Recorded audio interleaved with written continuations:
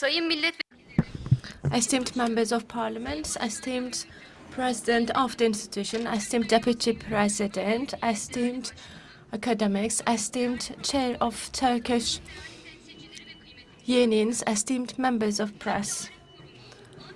I would like to welcome you all to our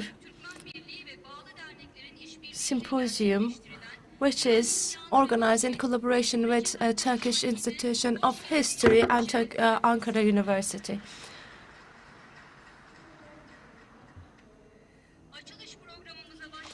Now, before proceeding with our symposium, first we will have a minute of silence in respect to the memory of Gazi Mustafa Kemal Atatürk and our martyrs, and then we will have our national anthem.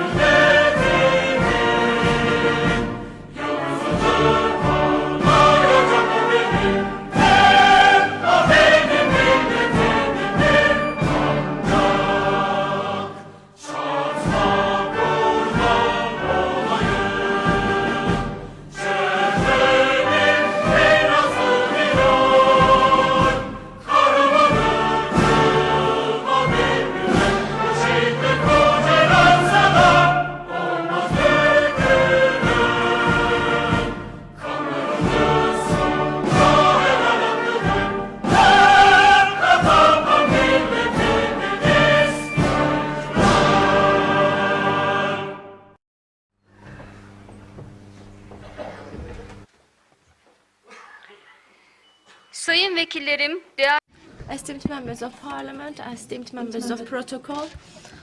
Now, in order, I will introduce you the agenda. In order to deliver their opening remarks, I would like to invite İrfan Tatlıoğlu, who is the chair of Turkish Yörük People Association.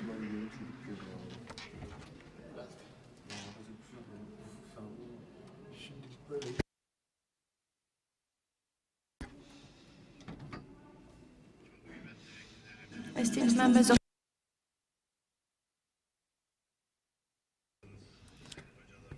esteemed chair of Turkish Union, Turkish Institution of History, esteemed representatives of public institutions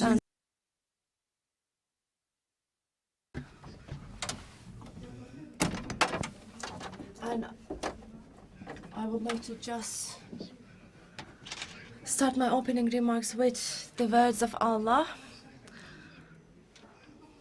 In line with the law number 1135, we have established our association with the decision of cabinet, and we have started this process in order to be an umbrella organization for Turkish Yörük people. We have nearly 150 associations and confederations as our member, and we try to deliver the mentality of citizenship, and we try to have solidarity with our state in order to have this connection in between state and the citizens. We have put our all efforts so far.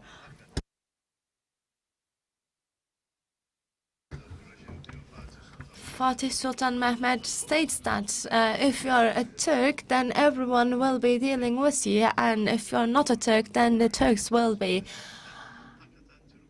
dealing with you. So this is his saying, and we do know that our nationality brings certain responsibilities to us. And indeed, yesterday we had the memoriam of 200 years of Tripolitsa Massacre, and in Greece they had celebrated this day as the celebration of Tripolitsa victory, and our Ministry of Foreign Affairs declared that day as the day of shame, and it is a day of shame for them, and unfortunately it is not on the agenda of people in the world. Among all of the states, we do conduct our awareness efforts. And first, we have initiated our actions with the political party visits. We have visited Ismet Yilmaz, a member of AKP, and Levent Bülbül, who is the chair of Parliament, Muharrem Özkoç from CHP, and from E-Party. We have visited members of our parliaments, and we have informed them about this day and that massacre.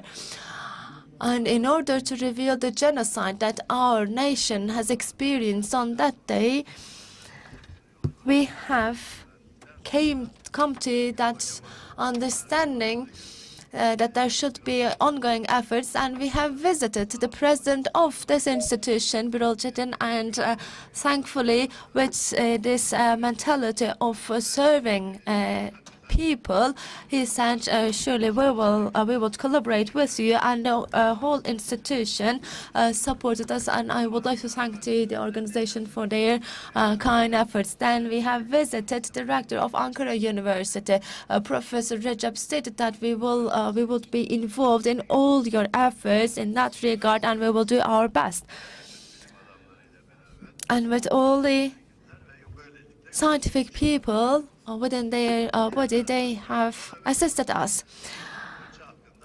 In regard to Tripolitsa and Morea, the experts will be delivering their speeches. However, as the Union of Turkish Yuruks, as a non-governmental organization, as a civil society, I would like to inform you to what extent we can do to inform and raise awareness in people. We have created, we will create books and dossiers in order to submit this case to the international courts. We will submit them to international courts, and hopefully we will have the judgment from those courts, as this is a massacre, this is a genocide published by these people. And I would like to thank you for your all support, and I would like to thank you for your participation. Thank you.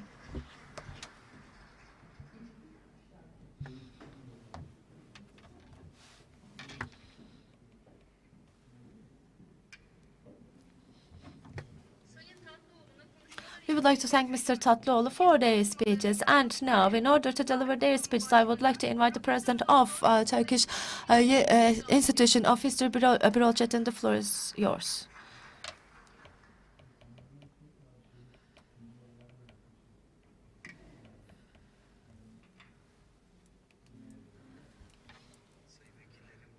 Esteemed members of parliament, esteemed President, esteemed members of press and participants. As you do know, Mustafa Kemal Atatürk ordered to have the establishment of this institution, and we have been assigned with this duty to discover all aspects of Turkish history by using scientific methods. And so far, we to perform our duties and responsibilities. And indeed, in all our opportunities, we deliver this. We work on the basis of scientific-based evidences. However, in the world, we do see certain claims, etc., not related to scientific evidences. We have published numerous books, and nearly 10,000 articles have been published by our institution. And indeed, this is not just specific to this topic, but in respect to all periods of history. We have published that, as the President of the Union has stated. Last year, there was the celebration by Greek people, and they were accompanied by some other countries, and they just exceeded the line by saying that they were the victims of that period, and we had this title, "Could a victim be the one surrounding that state?" And we didn't use our own resources by having certain publications, because we tried to have international contribution without any bias. They claim that these are Turkish sources, and we do not rely on them. Then we said, fine, then the international scientific people, historians, will reveal the topic to you. Whenever they do see a weakness in any aspect, we see the tension is getting higher in their claims. And of course, we do try to defend them ourselves sometimes, but it is not defending ourselves. We are a great state, and we are not relying on any victimization. We do not claim ourselves as victims. They think that we are just like them. But last week, I've stated that once again, we are telling the world the atrocity happened in those years. We are not claiming we are the victims, and we are not depending on that aspect. In our history, as you do know, it is stated that our nature is blended with the martyrs' fate, so we are not afraid of being martyrs for our state. We need to tell the truth. We have to tell the truth. Through propaganda, they claim many different things. However, if you have the truth on your side, then no one can beat you. No one can claim otherwise. Atatürk has this great saying, please, you have to judge the incidents in line with the truth, not in line with the words of people. We have protected their faith, their safety, their religion, their beliefs, and for hundreds of years this was the case. However, then we do see that they have massacred our people. It is not just for Greek people. Surely we need to deliver our message to the powers supporting them. They just try to trigger people who were living comfortably and safely within the borders of Ottoman Empire. But we do see whenever Ottoman Empire rule ended in those lands, they have had different people ruling their countries, and they didn't see any welfare. You may just check the situation in history where Greek people have suffered, and we as Turks have extended our help to them because of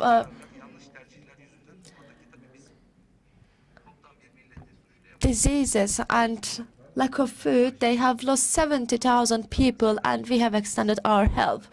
And in the European history, you may see this situation. There are lots of massacres, lots of losses. People were killed, and the church and certain powers were behind that.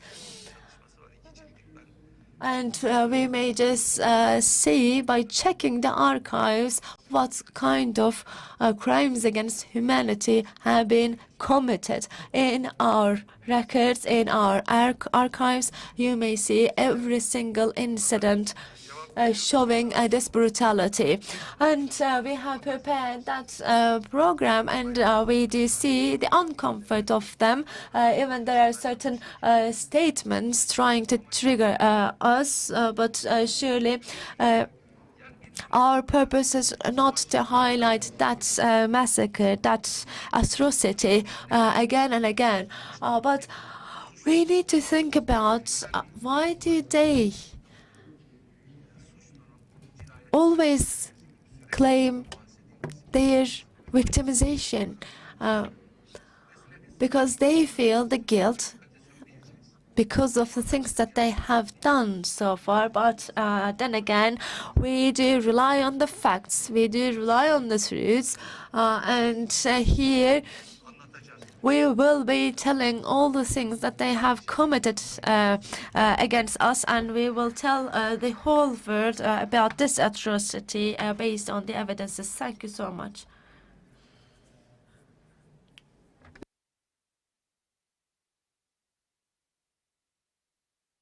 Thank you so much, Mr. President. Ankara Governor Vasip Şahin couldn't participate our meeting because of their busy schedule, but they have delivered a telegram to congratulate our efforts on that. Now we will have a documentary in regard to Tripolitsa massacre.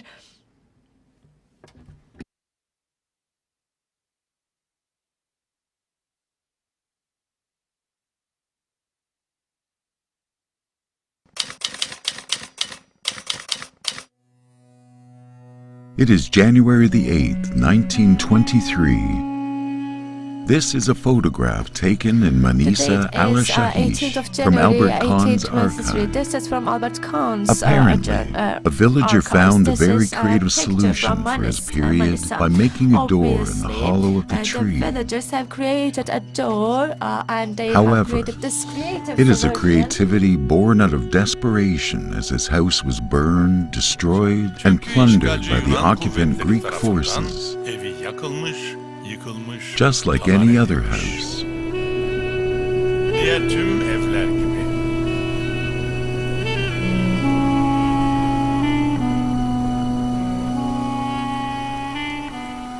Albert Khan is a French banker. Foreseeing the disappearance of cultures while the world is rapidly transforming at the beginning of the 20th century, Khan sends photographers to all over the world and implements the Archives of the Planet project, which indeed was a very good decision. We can't thank him enough.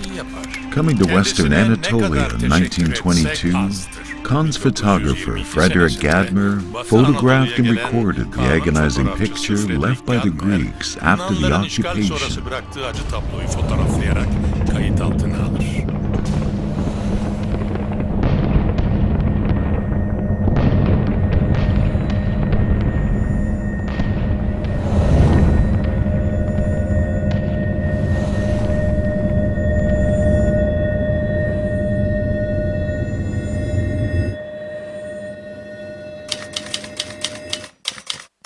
It's May the 15th, 1919. Greek armies land troops in Izmir. The British High Commissioner of the Allied Forces, Sir Arthur Calthorpe, also the Admiral of the Royal Navy, gave the order for the occupation. Admiral Calthorpe claimed that the Turks committed genocide against the Greek people, ordered the occupation of Izmir by the Greek armies based on the 7th article of the Mudras Armistice between the Ottoman Empire and the Allied States. The Inter-Allied Investigation Commission, which was commissioned by the occupation forces in August 1919 to investigate the events during the occupation period, would include the following sentences in the report it prepared as a result of a 2-month investigation. Fears of Christian massacres were unjustified.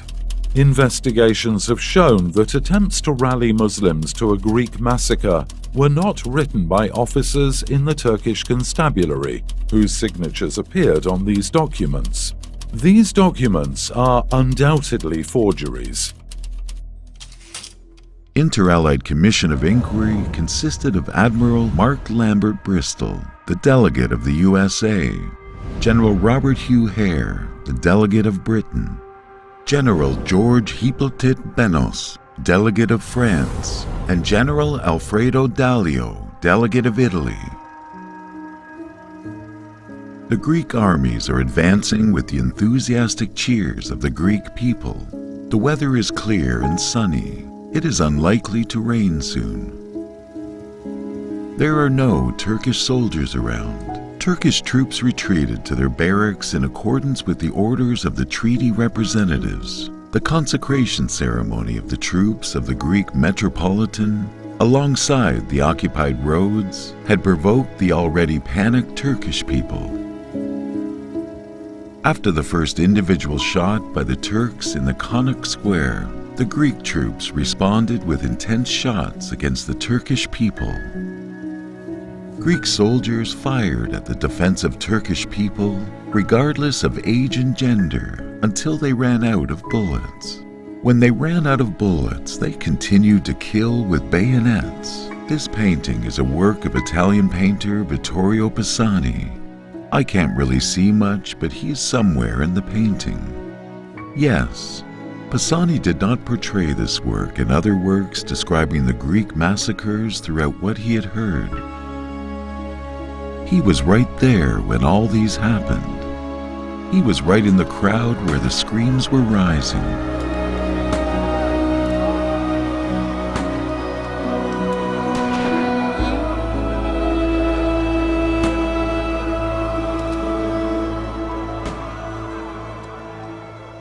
In this work of the artist, the raindrops stand out.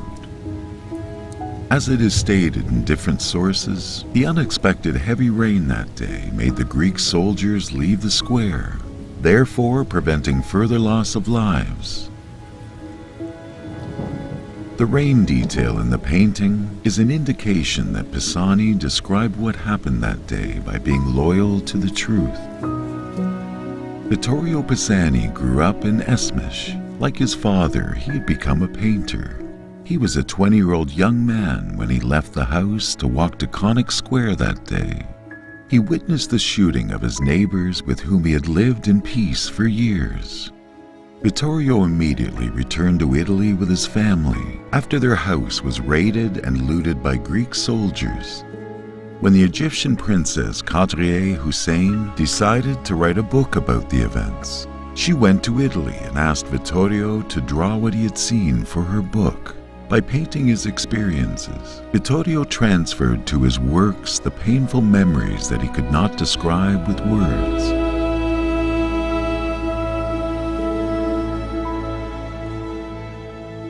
In Pisani's work, which describes the events in Cordon, a Greek soldier hits the old man on the ground with his rifle, and in the right corner again, 2 Greek soldiers are dragging a Turk by his legs towards the sea.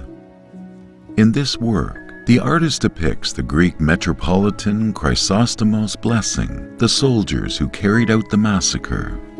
The depiction of a Christian clergyman in such a position is not common in other instances. Greek troops had captured and tortured many people from the first day. The Inter-Allied Investigation Commission included the following sentences about Turkish prisoners in the 13th and 14th articles of the report they prepared. On 15th of May and for several days thereafter, the Greek troops arbitrarily arrested some 2,500 people, including children under the age of 14. Some of the schools were even imprisoned on the Patris. Many of the prisoners were mistreated, robbed, and detained for several days in unacceptable conditions. All the prisoners were robbed. They all had to shout out, "Long live Venizelos," and walk with their hands raised. Some were massacred. The number of people killed by the occupant Greek forces in a few days had reached 5,000. The committee evaluated the events in the first days of the occupation in the 15th article of the report. On the 15th and 16th May, countless acts of violence and looting targeted at the Turkish people and their homes took place in the town. Many women were raped. Some people were murdered. The acts of violence and looting were committed for the most part by a mob of Greeks from the town, although it has been proven that soldiers also joined in and that the military authorities took no effective measures to stop the acts of violence and looting until it was too late. The Greeks advanced into Anatolia and occupied almost all of western Anatolia. Manisa, Balıkesir, Aydın, Kütahya, Bursa, and Eskişehir were all occupied. The resistance of the Turkish militia forces units in Ula, Malgaç, Bergama, Arbeli, İrikli, and Aydın made it possible to stop the Greeks. Greek soldiers mostly responded to these resistances with massacres in which all civilians were killed, regardless of women and children, such as the Menemen events. Western Anatolia was in an agony it had never experienced in its history.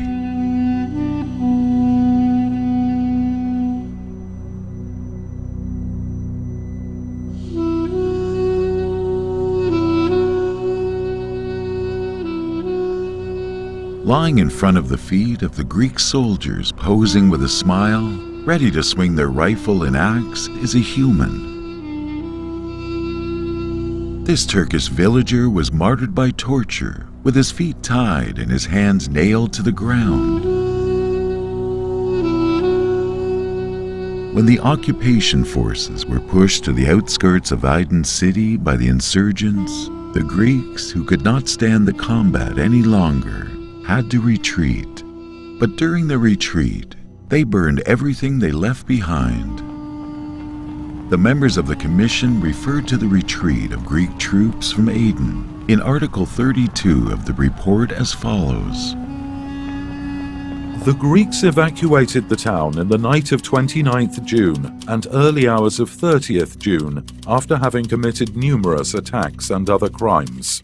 Some of the fires that broke out in the Turkish quarter in the morning of 29th June started during this engagement. A large number of Turkish men, women, and children who were trying to leave the burning quarter were killed for no reason by the Greek soldiers, who were guarding all the exits that led from this quarter to the northern part of the town. There is no doubt that the Greek command and troops ran amok. The fires that started on 28th of June destroyed 2/3 of the city of Aydın, with a population of 20,000, and the rest of the city was plundered. Greek armies reoccupied Aydın on the 4th of July with the help of support units. The members of the commission included a very striking statement in their report on this incident. Before the Greeks returned to Aydın, most of the Turkish population had already left the town and surrounding area to take refuge in the Italian zone or in the Nazilli Denizli region, where it remains today. Imagine a community fleeing from its occupants to save its life and immigrating to the territory of another state that also occupied its homeland. Maybe they weren't just trying to save their lives. Maybe they were trying to avoid something worse than death.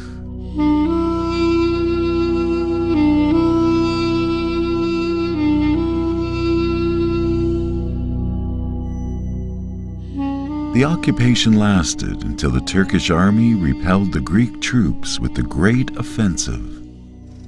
The retreating Greeks were burning, destroying and plundering everything in these lands which they understood that they could not return. the sky was covered with smoke all over western Anatolia.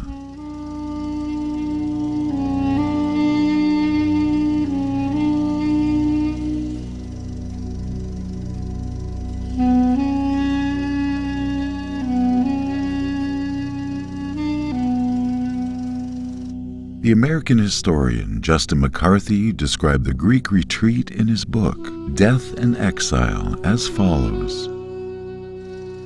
The worst destruction of houses, villages, and government, religious, and communal property obviously came during the final Greek retreat. Much of what lay on the Greek line of march was totally destroyed, and there can be no doubt of the fact effective use was made of photography by both the nationalists and Western photographers in documenting the destruction. Many historians have documented that ethnic cleansing was attempted during the Greek occupation, which lasted more than 3 years. McCarthy, in his book Death and Exile, states that approximately 3,291,000 animals were wasted and 141,874 houses were destroyed. Citing the Lausanne discussions as a source, he states that 1.5 million Anatolian Turks were affected by the Greek occupation. Based again on sources, McCarthy states that 806,000 of this number had to migrate and at least 640,000 Turks lost their lives.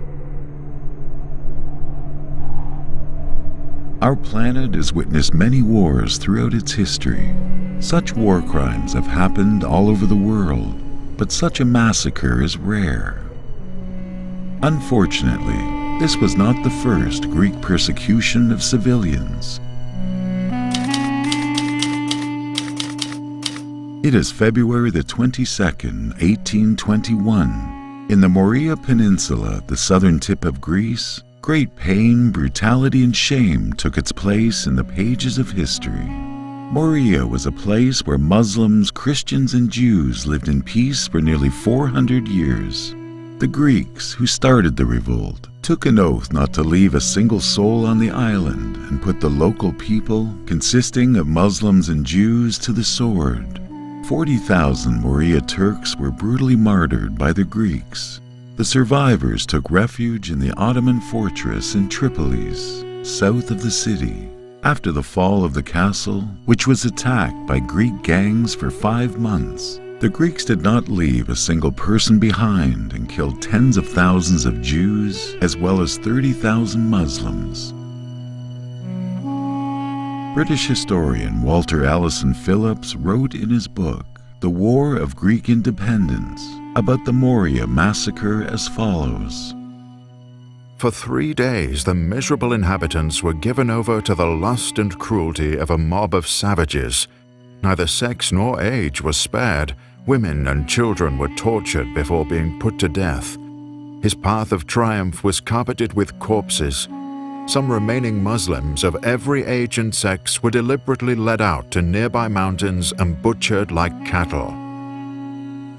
Historian and research writer William St. Clair, who is a senior researcher at the British Studies Institute, summarized the Morea massacre in his book, That Greece Might Still Be Free, based on the memories of foreign officers who served in Tripolis. Prisoners who were suspected of having concealed their money were tortured. Their arms and legs were cut off, and they were slowly roasted over fires. Pregnant women were cut open, their heads cut off, and dogs' heads stuck between their legs. From Friday to Sunday, the air was filled with the sound of screams and laughter. One Greek boasted that he had personally killed 90 people. The Jewish community were systematically tortured. For weeks afterward, starving Turkish children running helplessly about the ruins were being cut down and shot at by the exultant Greeks. The orgy of genocide exhausted itself in the Morea, only when there were no more Turks to kill. The leader of the Morea Revolt, Theodoros Kalokotronis, claimed in his memoirs that his horse had never stepped on the ground from the city walls to the palace due to the mass of corpses. It is December the 20th, 1963. In the Republic of Cyprus, where Turks and Greeks live together, the Greek authorities have undertaken extensive and systematic attacks for ethnic cleansing to end the existence of Turks on the island and to open the way for union with Greece. In the massacre, where they killed 364 Turks by raiding 103 Turkish villages, 30,000 Turkish Cypriots had to migrate, leaving their land and home. Such a familiar script.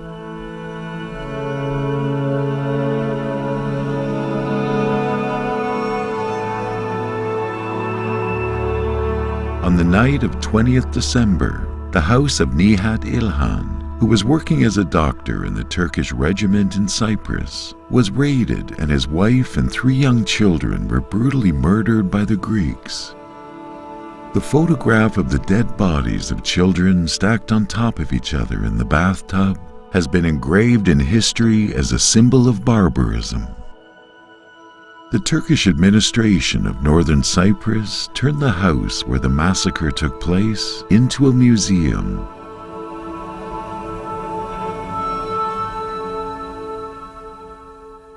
The museum was given the name Museum of Barbarism.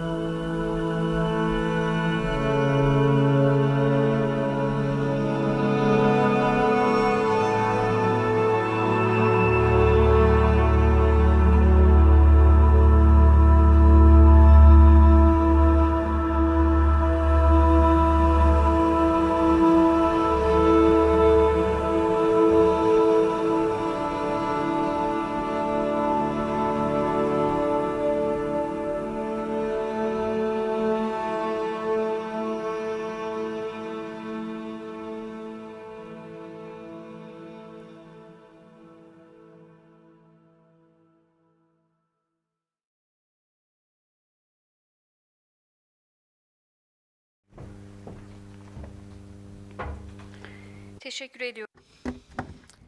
Thank you, esteemed members of parliament, esteemed guests.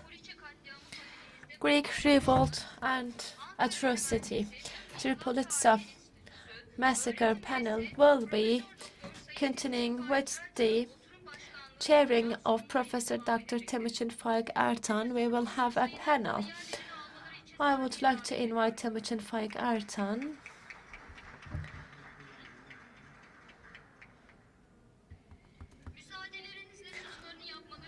And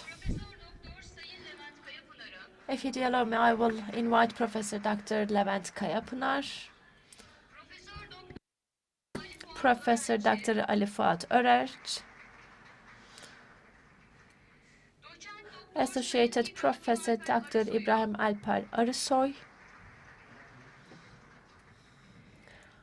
and Associated Professor Dr. Yiğit Anıl Güzelipek to this stage. Esteemed Professor, now the floor is yours.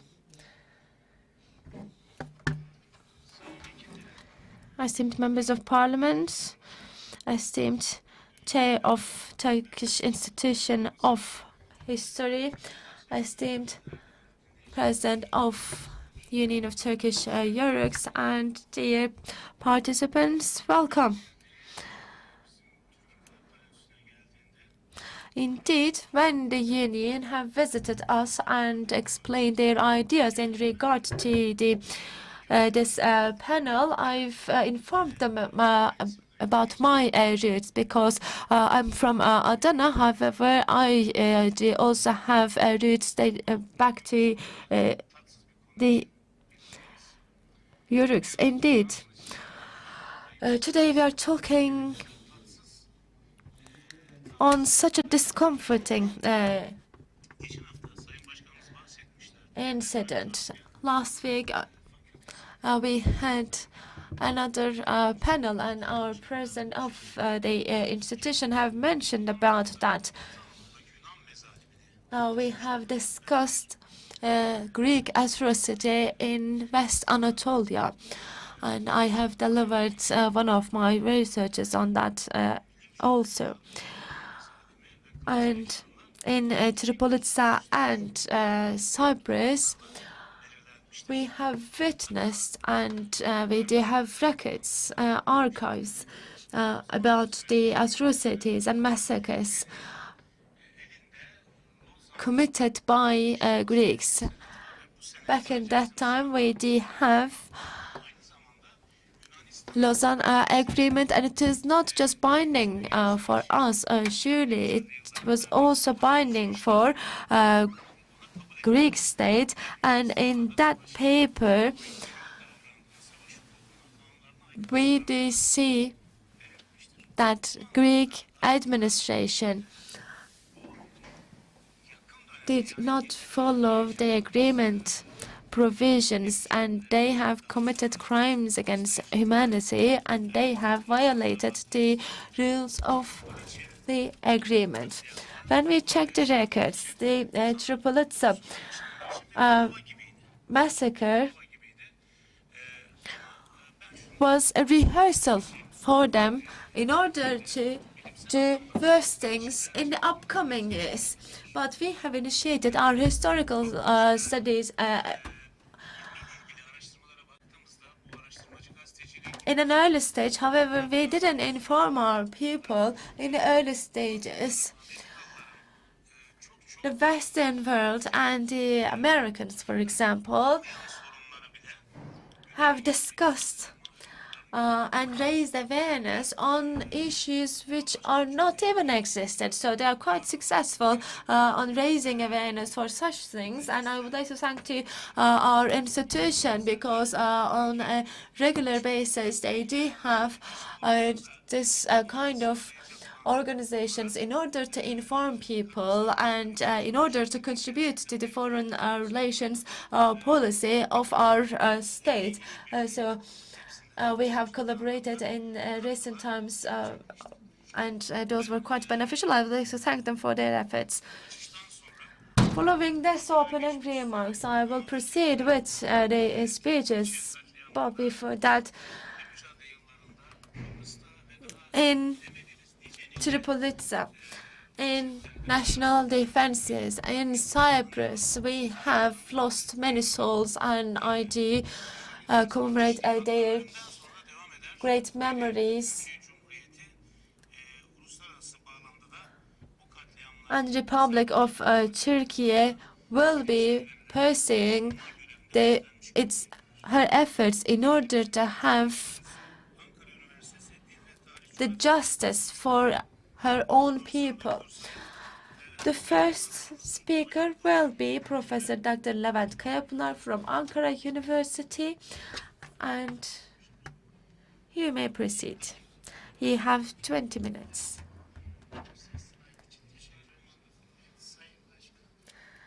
Esteemed Chair, prior to my speech, I would like to thank the Turkish Institution of History and Turkish Union and esteemed academics, all relevant parties and the students. I would like to pay my respects to every one of you. Indeed, I do have 3 basic questions to discuss this topic. The first question is that, did Tripolitsa massacre occur, and if so, when did it occur? And how many people were massacred in that atrocity?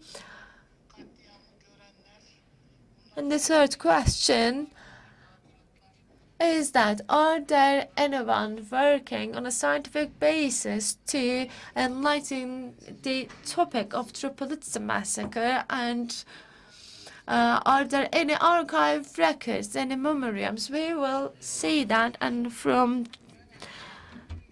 the basis of that 3 questions, we will discuss the Tripolitsa massacre. This will be a repetition maybe, but Tripolitsa is 35 kilometers away from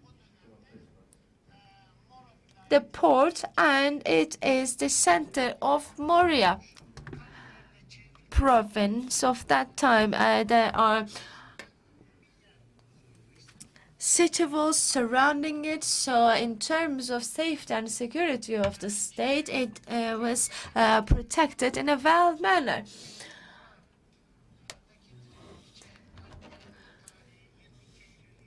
22nd, 23rd, and 24th of September, for example, are used as the date of the massacre, and there are different dates used, but we need to highlight that those dates are identified in line with the Orthodox calendar, and when we check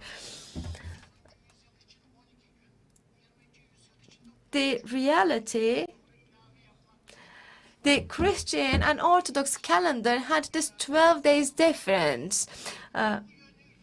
So within that regard, in Christian calendar, we can say that this massacre have occurred on the 5th of October. In English and in French, we do see archive records. Those travelers and tradespeople have noted the date as the massacre of Tripolitsa. So I do believe that we should have this agreement on the day of the massacre, and we need to highlight there is a difference of calendar choice.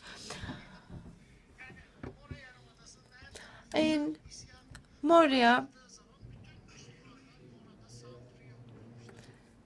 Peninsula, we see there have been attacks to all Muslims, and they had to leave the city, and they just tried to find refuge in the castle.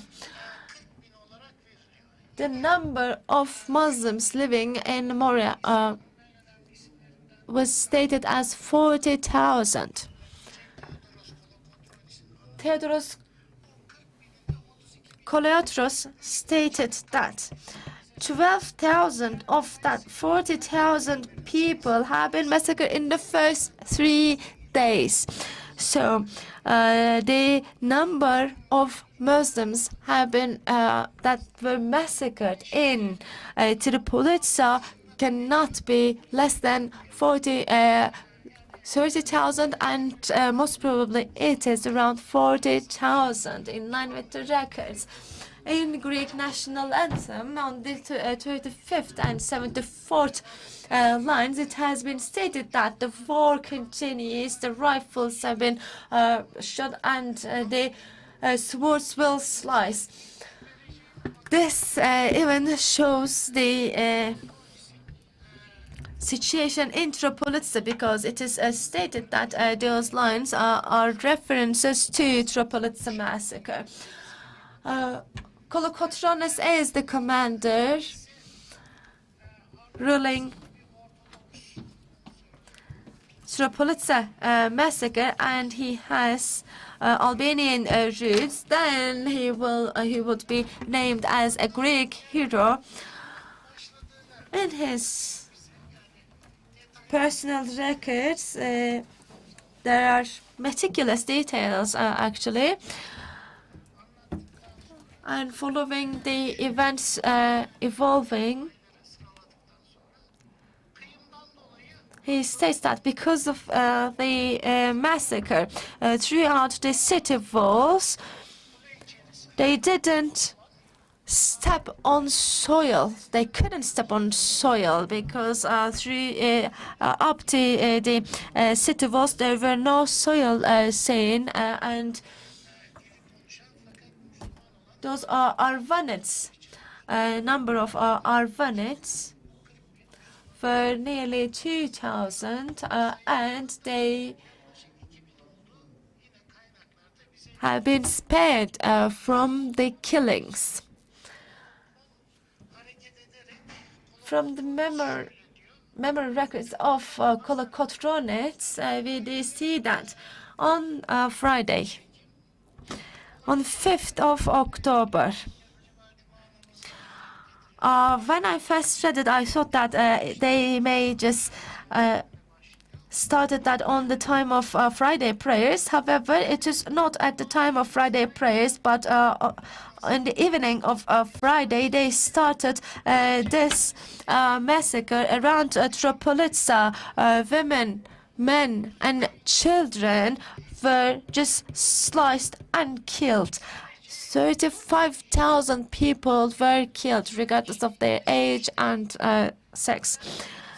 The number of Greeks who died during that time is 100. Only 100 Greeks died, and 35,000 Muslims have been killed. When we check the details, this is another image just resembling that time. Austrian German painter Peter von Mass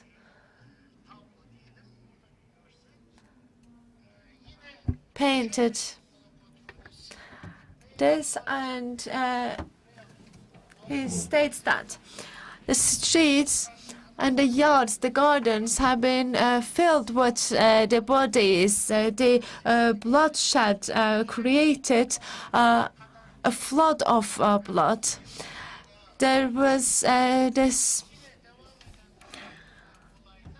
red volcano. He had this red volcano resemblance with the blood and the fume because of the fires that they have created.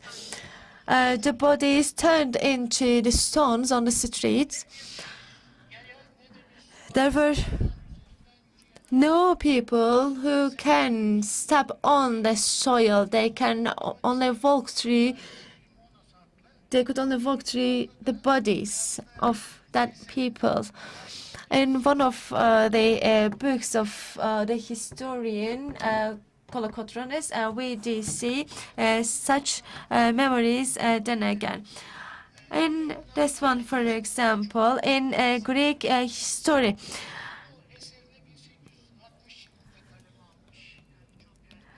we see some statements dating back to 1860. Spiridon Trikopis, who came to Anatolia with occupation goals, he states that he's trying to elaborate the goal of that occupation. There were bodies all around the streets, and Greek people acted in a way that they would like to take the revenge of 400 years in just one day. In Tripolitsa, all the Muslims and Jews, I would like to highlight that not just Muslims, but also the Jews, have been killed, either with iron or with fire. They are referring to the rifles by saying iron, by the way. The ones who didn't surround were put in fire. Their houses were burnt down, and the others were killed with the guns. In those memories, we do see that they also opted firing the houses down. So I am not trying. It says that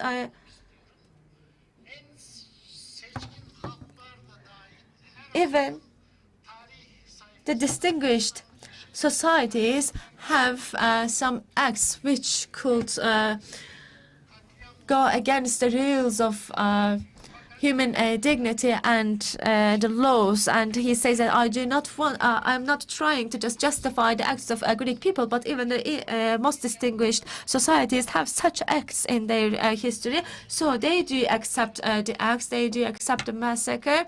And it says that, okay, there was this massacres in West Anatolia, but it wasn't our army, but it was irregular troops acting in their own will. Some resources say that those were irregular troops, and some say that the army of Greek state has committed these actions. So in here, in Trikopis'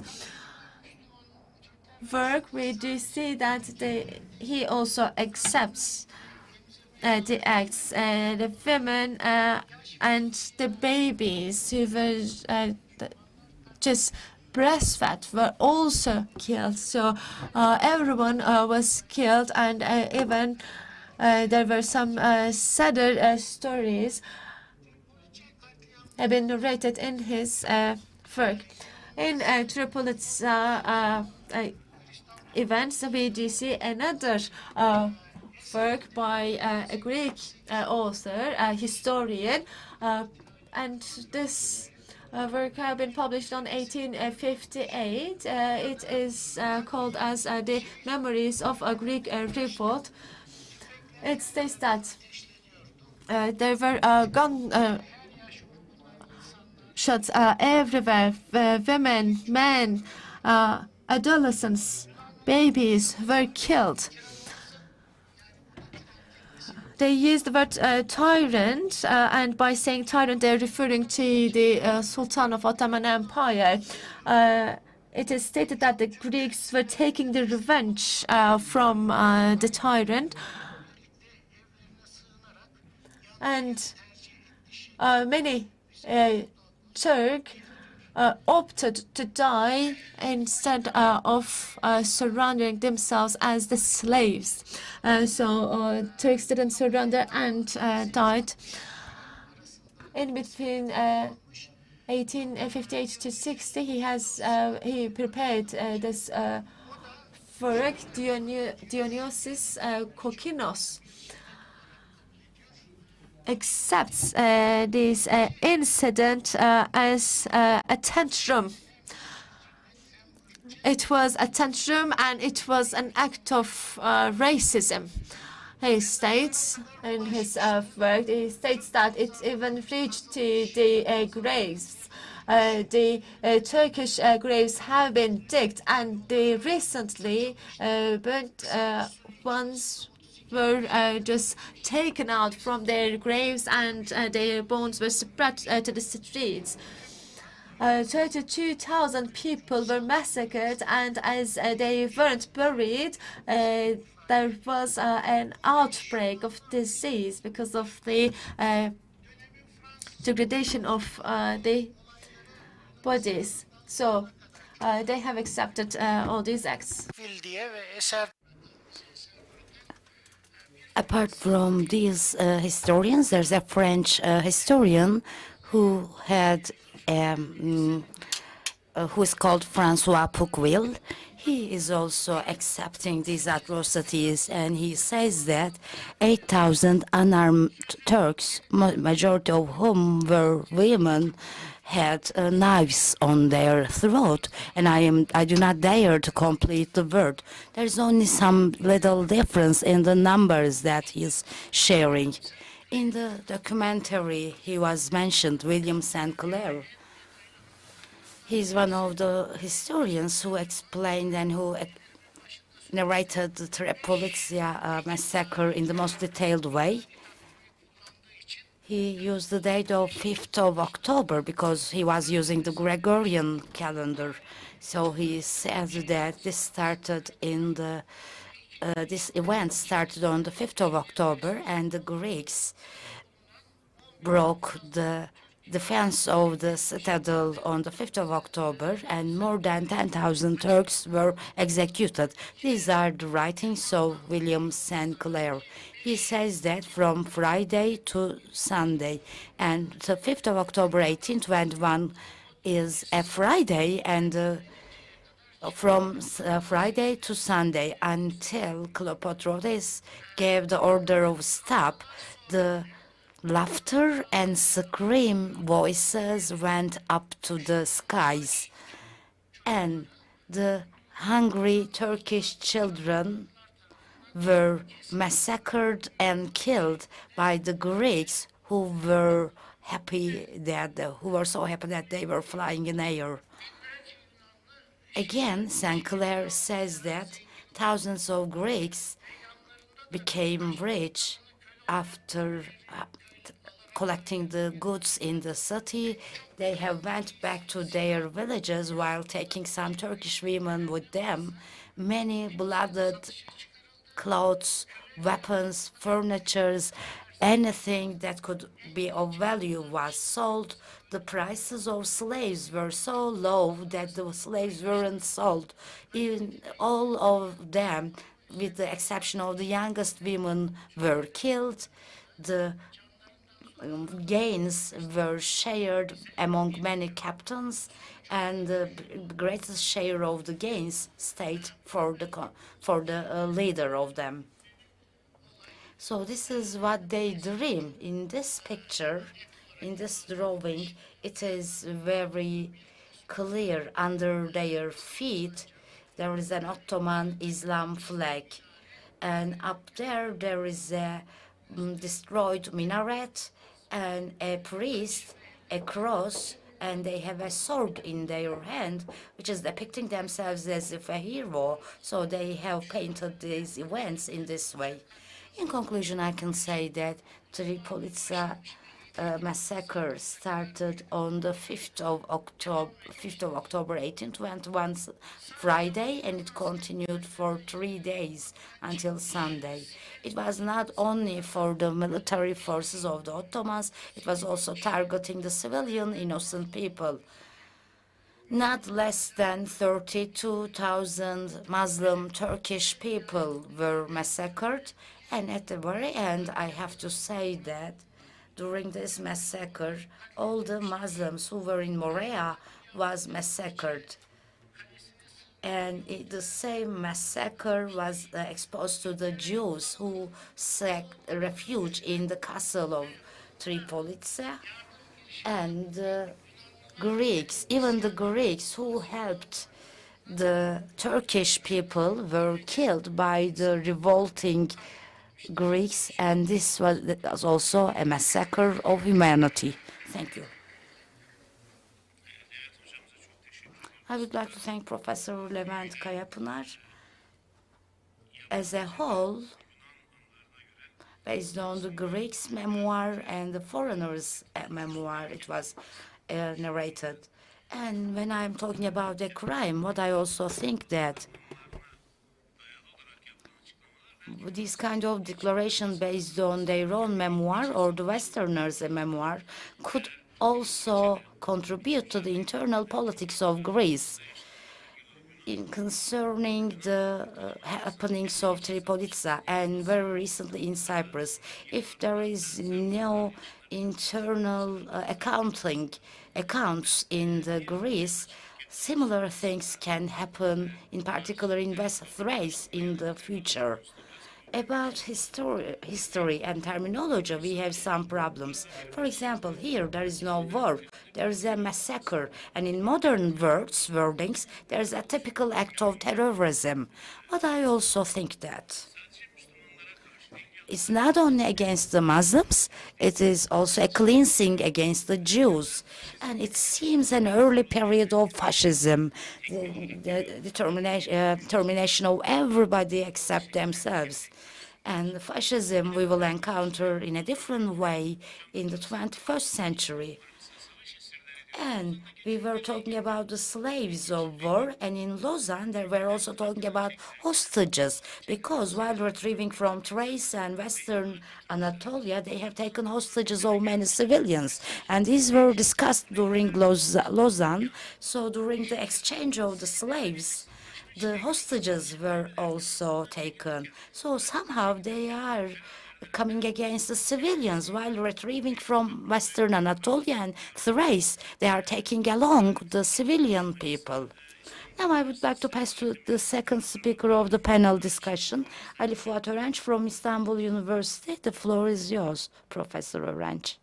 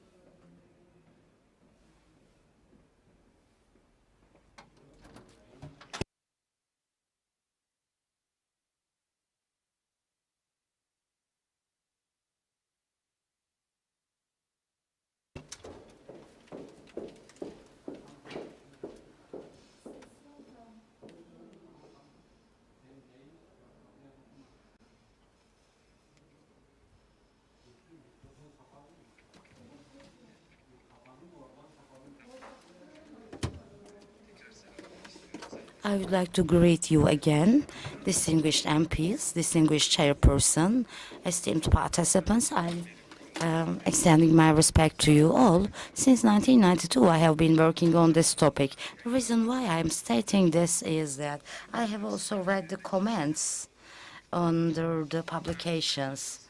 It said that Turkish historians are in a poor situation, and it is necessary to save them from this understanding. They are fanatics. These are the comments. I have been working on this topic since 1992 in a scientific manner. I'm a scientist. I have made a PhD in Istanbul University, and I have studied these issues. No line that I have written has any remorse. Everything I write is based on scientific measurable resources, which will be like my speech that I'm going to deliver now. And if these are wrong, these should be refuted by the scientific resources again. So we are not in this position with an order. Greece is our neighbor. They are important. The Greek neighborhood law is important in our ancient tradition of state. In our individual understanding too, there is a concept of right of the neighbor. There's always a measure, there's always a line. There's a saying, peace at home, peace in the world. So, but our counterpart, let aside the neighborhood law, they do not abide the international diplomatic rules, and in face of their unpolite behaviors, we are trying to act in a responsible way. However, recently some lines have been violated too much. A movie was made called Dear Izmir, and my friend watched it in the United States. It's incredible. There are so many big blackenings. So why is this the case?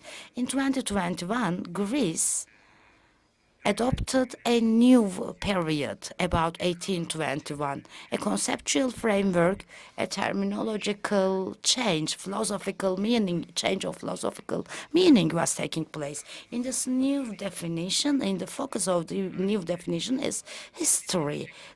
Greece is designing a new future based on history, and our position is important. We are in the position of enemy for motivation, and this has come so high that it becomes almost an hysterical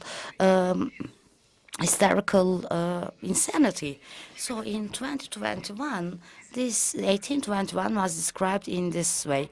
For so many years, from our respect, in terms of public law, in ordered establishment, it was a revolt. And in Europe and in the world, it is considered as Greek War of Independence. So now I'm trying to understand what is happening, what they are trying to do. The year 1821 is considered by the Greeks as a revolution.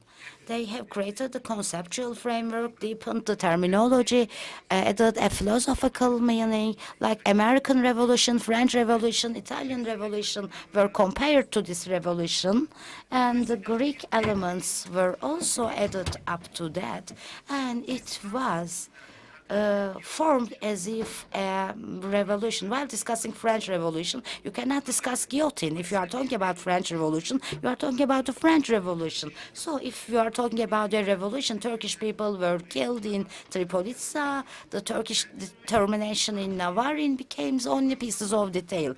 Terminological dominance, conceptual dominance is the most important element of Western civilization. Everybody would know that. The Western civilization defines all the elements other than themselves. They define black and white, good and bad, modern and non-modern, developed, non-developed, democracy, non-democratic, terrorist, liberation fighter are defined. All the good concepts belong to them because it's a Teflon civilization. Nothing sticks to it. And bad criteria, those who have the bad criteria try to meet the criteria for shifting to that good concepts. So the Greeks are including 1821 into these good concepts. So everything we are talking about now would be considered as an objection against a revolution. As I say, if we are talking about revolution, nothing else could be discussed. So we have to be responsible. So far we have been responsible and we have been acting in a moral way, but this gave them this braveness to talk about this. Now we are talking about Tripolitsa. This Morea Peninsula, as you can see on this slide. I have written it in red letters. We have to discuss the whole Morea Peninsula. There are Turkish people who have been living there at least for 400 years. The Turkish people went there in times of Chaka Bey. However, in the Ottoman era, there's a history of 400 years. Tripolitsa is only one of them. Here we are only discussing one city. There are so many Turkish cities, Navarin, Argos, Benevşe. All those cities have their own stories of massacre.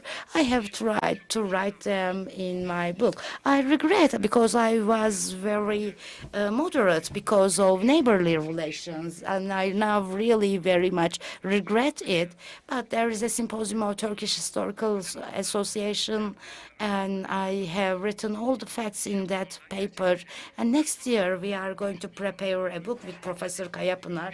I have observed that the neighborly responsibility doesn't express anything for them, and I am ashamed in front of our martyrs because I didn't narrate the events in the full sense, but it was 2021, and some things were neglected. We thought it was usual, it was normal to neglect some things, but that wasn't the case, as we have seen. So we are only discussing the city of Tripolitsa, the massacres only in this city. In this region, there are 200,000 Turkish people, 6,000 foundations. I have identified these foundations one by one. The cemetery stones, a civilization living there. None of them exist anymore. They were all erased. In 1823, the Westerns offered an agreement to us. It was 1823. One of the items in articles of that agreement was this: Turks and Greeks cannot live together. Turks should be taken out of this land. This was 1823. There was no fascism or other descriptions. So how many Greeks were living in Ottomans? The population, 90% of the Greek population lives in the Ottoman land. Only 10% will live there. The Ottomans have to demonstrate this civilization. But they establish a very small state, but no Turkish person is wanted there. And that was the deal. All the remaining Turks were evacuated. So we are talking about the story of Tripolitsa. We are going down to the local level towards the Tripolitsa city of Morea. So we are trying to describe what was experienced in one city. I would like to address those who made comments. None of the things I am going to mention now is a rumor or gossip. Everything has witnesses or the documents. You can say that these do not exist. However, if it is a lie, it would be unscientific to say that it's a lie, it's a blackening, or so I just wanted to mention it once again. Would you please go to the very first slide?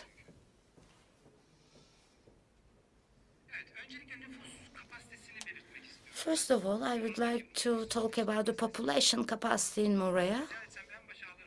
May I request you to take to show the very first slide? The city of Tripolitsa, as explained by our professor, was the headquarters of Morea in the 19th century. The bureaucracy and treasury of the Ottomans were all located in this city of Tripolitsa. Here, there's an Ottoman writing written by from the library of Hüsrev Pasha. Here it says that The capacity is 6,000 households in 1811 year. In normal life, in Tripolitsa city, in the Morean central city, 6,000 households live. Let's consider 4 or 5 people. In a normal time, 25,000, 30,000 people live in the city. So we have to keep this in mind. I believe other colleagues, other professors will discuss about the Greek revolts, but there's a slogan: the peace to Christians, respect to consulates, and that to Turks. So there was a revolt with religious motives. It is very normal that we describe it as a revolt because there's a state and the revolters are citizens of that state. They are taxpayers. They are benefiting from the opportunities of the state, and some of them are civil servants. So against an established order, they have carried out a revolt. How do we describe it today? Terrorism. So at the time, that concept did not exist, so it was described as a revolt. And there is no possibility that it is without Europeans. The Europeans should be put to an important place within the system. And in the celebrations in 2021, in those enthusiastic celebrations, all the European countries participated. And during their participation, they have expressed their support during the Greek Revolt. They said we were also there. The Ottomans protested them several times: England, Russia, France, America, all Europe. They had denied it. Now, 200 years later, they have revealed that they were involved in that, in the establishment of the Greek state, so they have revealed themselves. These are the voluntary Europeans, and there were also Europeans in Tripolitsa in this massacre. There were also European people. I have said in the beginning of my speech, there has been a conceptual change. The Greeks say 1821 is a revolution, and they have created the historical background for that. If you ask if this will be successful, I believe it will definitely be successful. Unfortunately, they are very good at this. In 3-5 years later, it will be considered as a Greek revolution instead of Greek revolt. This book was published in Turkey. The Greek Revolt, 1820, the new approaches in Greek historiography. So this book is composed of articles. In Turkey, the literature is started to be built on the Greek Revolution of 1821. So if we keep on this attitude, soon young people, our children will read the Greek Revolution in the books of history. I will read an excerpt from this book, but let me continue now. I would like to talk about the profile of the Greek revolters. They are all gang masters, gang leaders. So this is a gang. This was a gang organization. It was developed in this way. They were also saying that, but later each of them became a national hero. So they have become commanders. They had their rankings. So the profile changed. But in the Ottoman period, they were gang leaders. Each had their own gangs, and the primary motivation of their gang was massacre and looting. And there are some names: Cleft, Kefalas, Kolokotronis, Mavrakortados, Petrobey. They were also included in the looting of the Tripolitsa. The revolt expanded to the islands. The state couldn't help them. Look, it is so important to make use of the Aegean Sea, to be active in the Aegean Sea. During the revolt, we couldn't help them from the Aegean, and in 1821, they set our navy on fire. So if you are not effective in the seas, it would end up in a disaster. And this disaster started after the burning of our naval forces, and we have to be active in the Aegean Sea. It's not the sea of peace at all. That is a very important sea, and we have to be powerful in that Aegean Sea. So when the revolt started in Morea, people flew to the Tripolitsa because it was surrounded by walls, and they considered it considered that place safe. The state wasn't there because they were busy with the Ali Pasha operation in Yanya, because the priority for the state was the unity of the state, and they had to bind the local powers to the center, so the state wasn't motivated for protecting Tripolitsa. The Muslims and the Jews tried to save their lives, and for this they migrated towards the city of Tripolitsa. What was the number of soldiers? When this event happened, the state sent 3,500 soldiers from Yanya, from the Albanian side. The soldiers were in an operation, but the state sent soldiers for support. And the state was surprised, taken aback. They didn't know. We have to also discuss our mistakes. No pain comes out of nowhere. If these pains happened in our history, there must also be someone who made a mistake. And the historians of the time also expressed those mistakes. So people were running towards the Tripolitsa, and the state wasn't able to help, so they had to make a decision here. In Anadolu and Badra, in the coastline, they considered moving to that region because Navy could have helped. Unfortunately, not unfortunately, but because of the circumstances of the time, they decided to defend Tripolitsa within the castle citadel. Tens of thousands of people came to the city from all parts of Morea. Tens of thousands of people came. And Ahmet Cevdet Pasha criticized this decision of not moving to a seaside town. They decided to stay in the center, which is very difficult to access, and tens of thousands of innocent people lost their lives because of this situation. So he accuses the administrators of the time.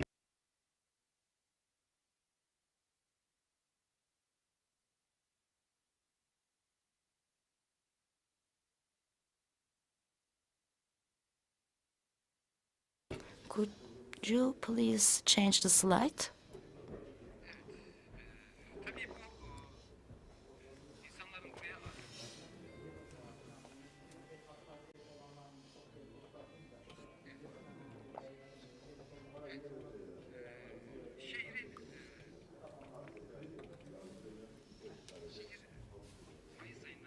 Starting from the May of 1821, the city started to be sieged, and the revolt started in March or April, so there was no chance of helping the city. With a last hope, Bayram Pasha was sent from the army on 7th of September 1821. However, they were defeated and they retreated, and that was the last hope. And so the Turks and the Jews, about 50,000 people. So we are talking about the average numbers, and I am one of the first researchers. You can trust me about the numbers. The numbers I have been stating more realistic, so I claim that my numbers are true. I have worked a lot on the numbers. This is the plan of the city, which was sieged. And here there is the siege of plan. There were Europeans, I insist on that. There's European technology. They have their cannons, rifles, developed rifles. Even in 1823, the Europeans gave the first steamboat to the revolters. The steamboat was invented in 1820, and in 23 that was given as a gift to the Greek revolters. As you know, it was 1828 when the time when the Ottomans bought their first steamboat. So the mistakes are ongoing. Cevdet Pasha is an important historian. His book was published. He says that the Commander Hurşit Pasha considered the Greeks who could be calmed down by force. However, he didn't know that they were taking support from Europeans. So this is a drawing of the siege.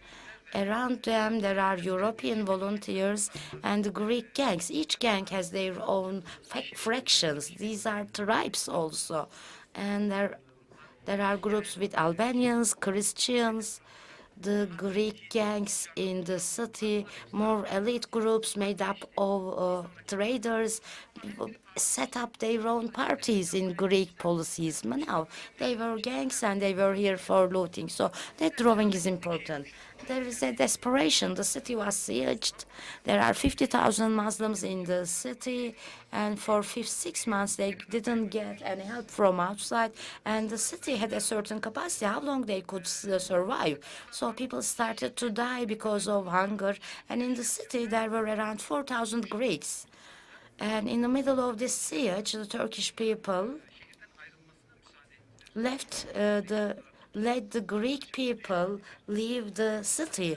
They didn't keep them as hostages, so they let the Greek people out of the town.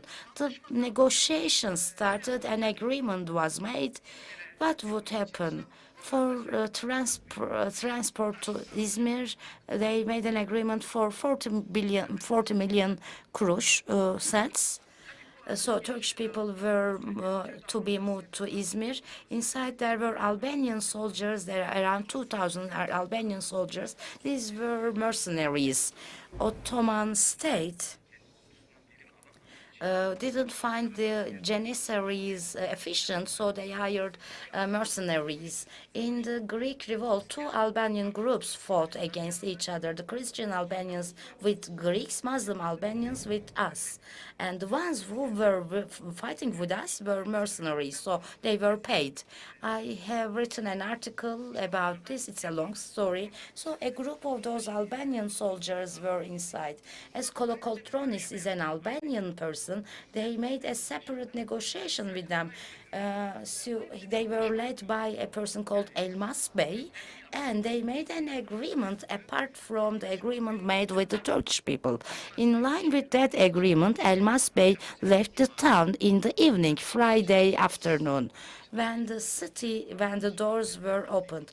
So here there are some discussions. It's not that Elmas Bey opened the door and let the Greeks in. However, this is a trick. The same thing happened almost in all cities of Greek cities. The Greeks cheated Turks with similar tricks. It's always the same trick, and Turkish people were believing in all of them. They believed that they would go by the agreement, but they were taking them away to an empty island and massacring. So when the Albanian soldiers went away, the Greeks came and the massacres started. It's very difficult to talk about these 3 days. These 3 days were experienced like 3 centuries, because what they say is they were taking the revenge of the centuries. In this book, it is written, they say that, excuse me, your tyrann has done so many things to us for 400 years, so keep silent in face of these things that happened in Tripolitsa. So they are easy. They say they accept what they did, but they say, excuse me, you have done these many things for so many years. So from Friday to Sunday, there was many cruelties. The looting was happening. Our professor talked about the calendar. So after this day, how important it is. Of course, that date is not also wrong, but that was based on the Greek calendar. But in our calendar, this is the writing of a witness. Here they say the 8th day of the Muharram. It was the new year in the Muslim calendar. And that was also meaningful that it was happening in the month of Muharram. It was in Gregorian calendar, it was 5th of October, 1821. It was a Friday. They entered the city. Let me explain who entered to the city. It was a logic of gang, cruelty, focus, filled with hatred, motivated by looting. A group of people, again, this is not a state, no moral understanding, no bonds. This is a gang. You cannot account for anything. As this was not asked, it was perceived as if it's something normal. No, it's gang. If it was today, it was a terrorist raiding a village. To what extent you can expect love or understanding about children, etc.? Today, we know what is happening we know what's happening in this age, in this era. What can happen in 1821? 60,000 people, and when it was understood that the city would fall, all the looters came from all parts of Morea. There was a guarantee the city would fall, so they came for looting. In Greek politics, they discuss the money they have stolen here. There was one other topic. I'm going to talk about it later. They carried that money to the banks. They made politics. I have a little more to talk about. Let me conclude. Sorry, I am very full of knowledge, and as I have been studying since '92, every day all my life I'm experiencing it, and I have this pain inside me. So sorry for using extra time.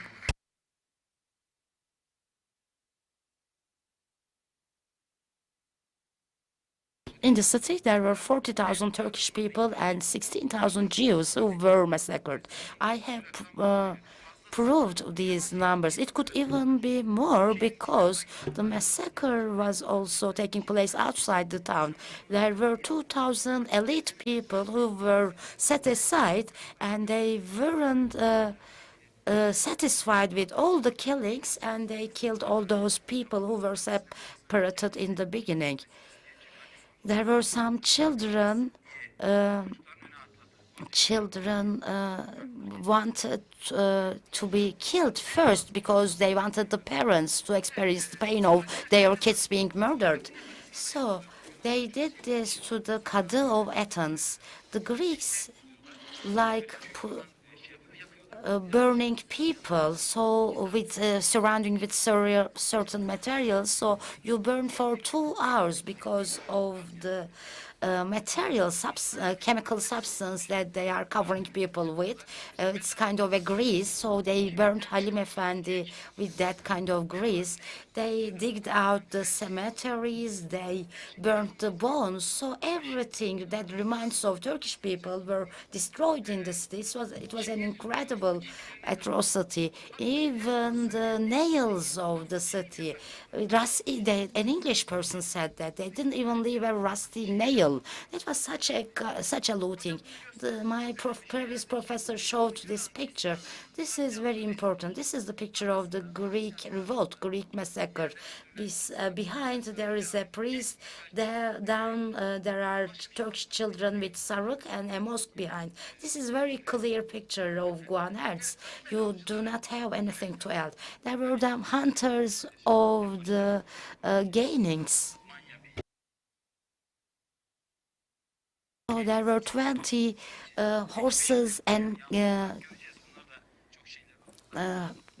20 horses and camels which were carrying the trophies. So does it? So are we used to this kind of Turkish women who were made slaves? So we forgot here many Turkish women were made concubines. Very small Turkish children were sold. So may I request you, I'm going to read it from the book. Look, in this book there is an article, so they have their own titles, erotic relationships and sexual practices. Do you know who they are talking about? Here they are talking about Turkish women who were sold to be made concubines. They have written a very huge article about it. If you let me read. Esir Osmanlı kadınlarının talihi. The fate of Turkish women and the use of them will be expressed here. Lord Byron, this great English poet, have joined that revolt, and he turned back afterwards. James Hamilton is the name of that man, and he states that there are numerous beautiful and expensive horses, and at that cost you may create your own harem.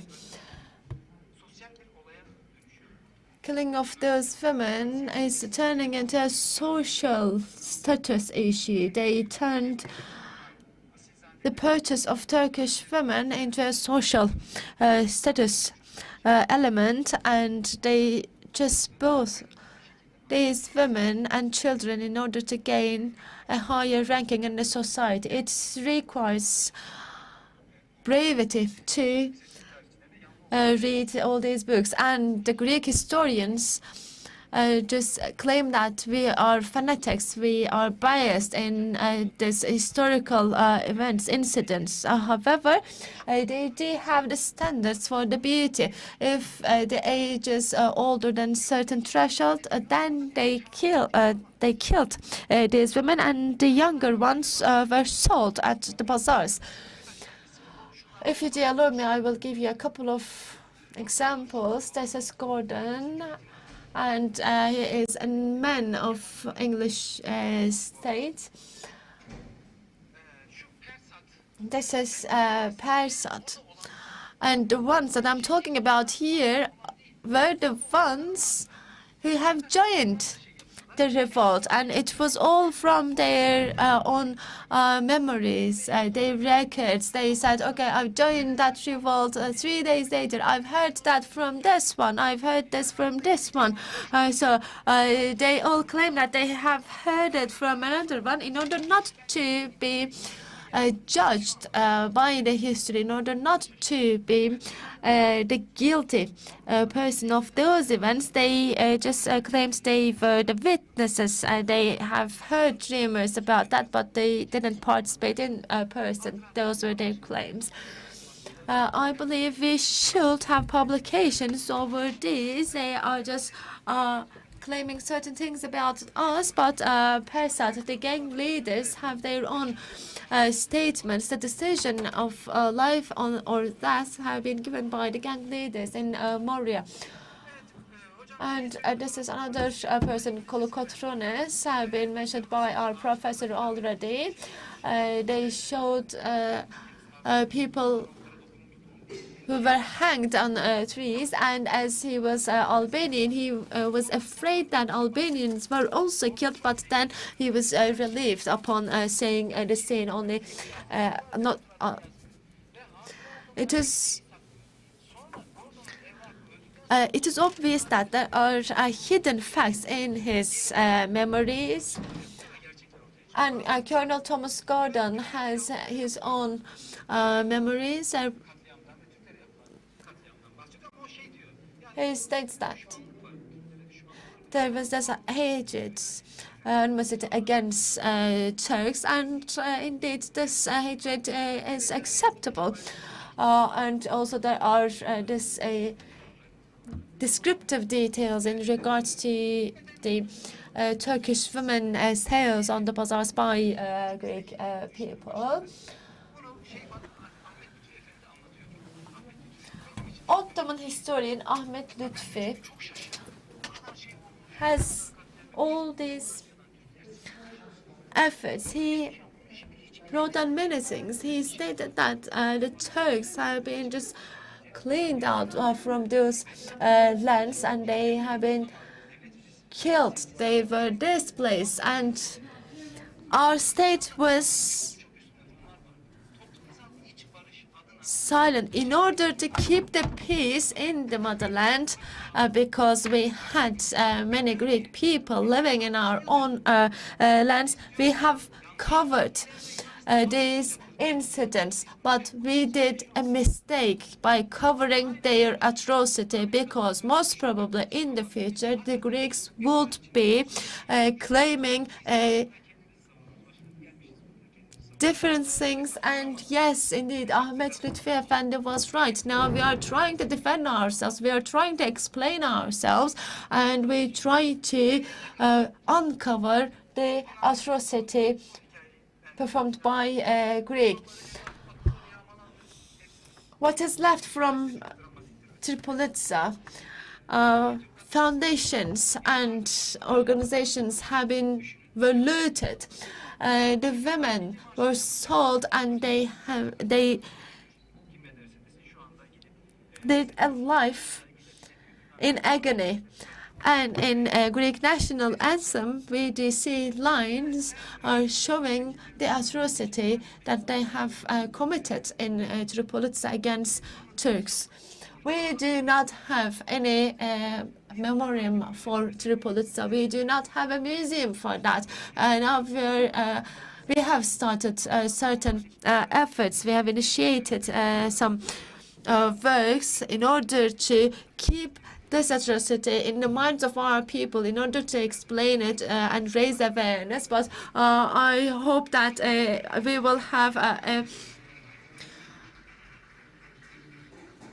memoriam for these people in my lifetime, and I would be relieved at least seeing that. Thank you so much, Professor Dr. Ali Fuat Örenç.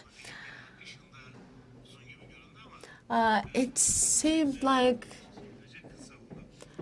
a long presentation. However, when we think about this atrocity and the massacre, surely this was not even enough to tell the people.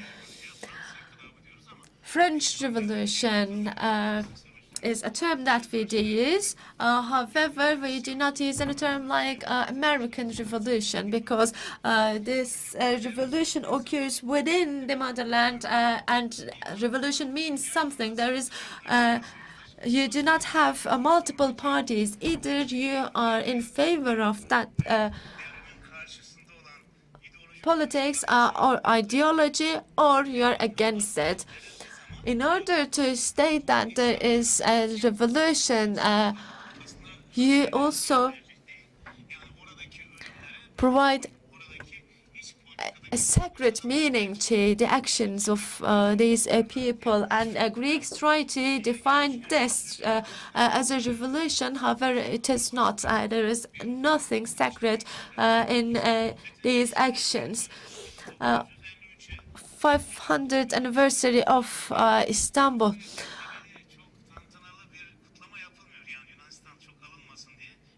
Occupation. And we didn't have this huge celebrations in order not to hurt the feelings of Greek people, but then we do see their meetings, their symposiums in regard to Tripolitsa, and they are celebrating that massacre by identifying it as the Greek Revolution. Now we will proceed with Associate Professor Dr. İbrahim Alper Arısoy, and he is also contributing to the academic education of our PhD students at the university. So the floor is yours. Thank you.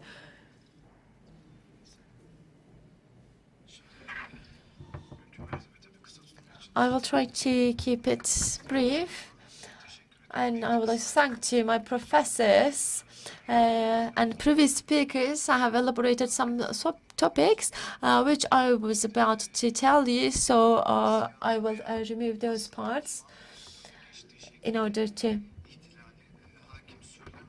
keep it short.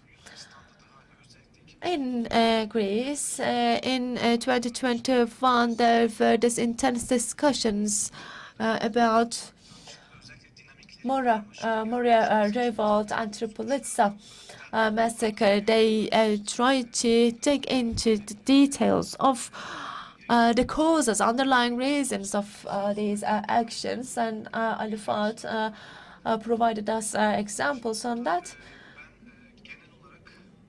In general,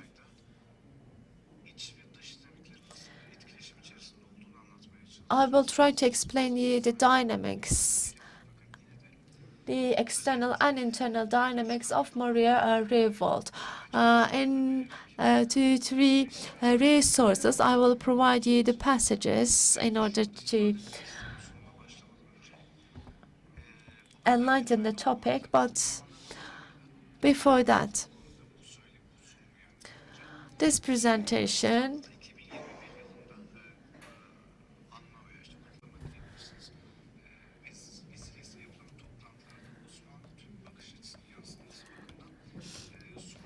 have been presented in 2021 in Greece in order to reflect the perspective of Ottoman Turks on the occasion of the anniversary of Tripolitsa Massacre, or they may say Tripolitsa victory. We do have some words to define these events. We may say revolt, but when we say revolution, it is completely different in terms of terminology. There are differences. All of our brothers have triggered some events, as you do know. These events turn into revolt, and then they had this abenasis word used in Greek to define it. In Turkish, this was not an important detail. In Turkish, we do have the exact meaning of all those events. However, in Greek, there are different words used, and this may lead to certain confusions.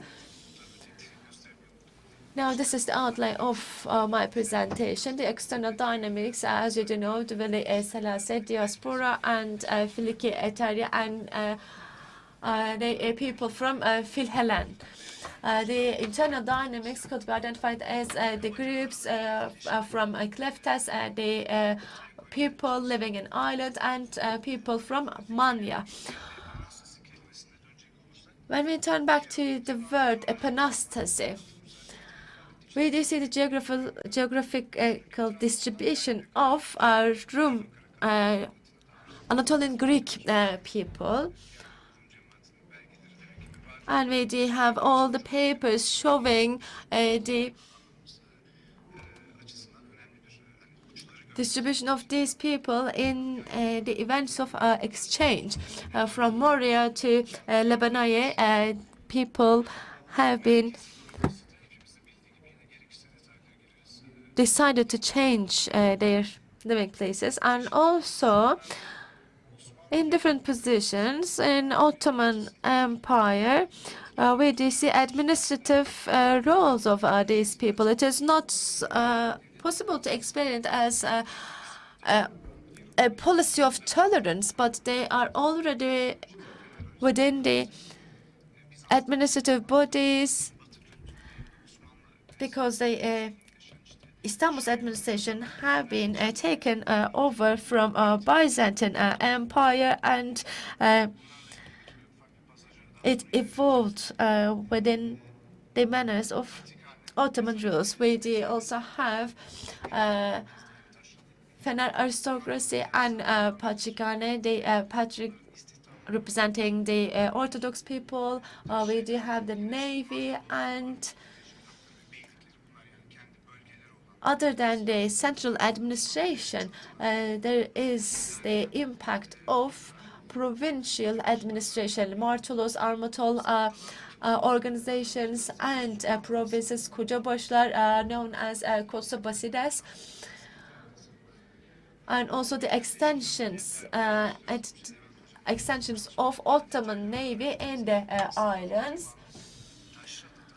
And Vigla organization and Derbent organization could be identified as the contributors, as the internal dynamics of the situation, as the terminology distracts people's mind, because this is not just a revolt,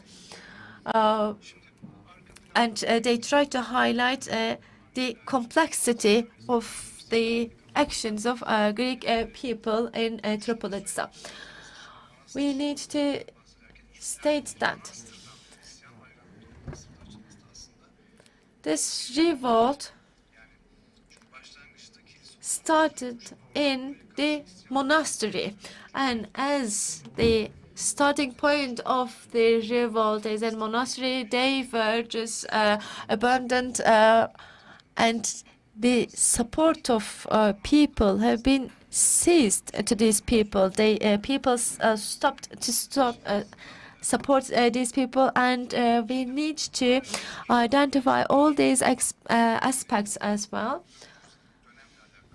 For that 400 years of reign of Ottoman Empire in these lands, there are many studies. In 1710, in 1710,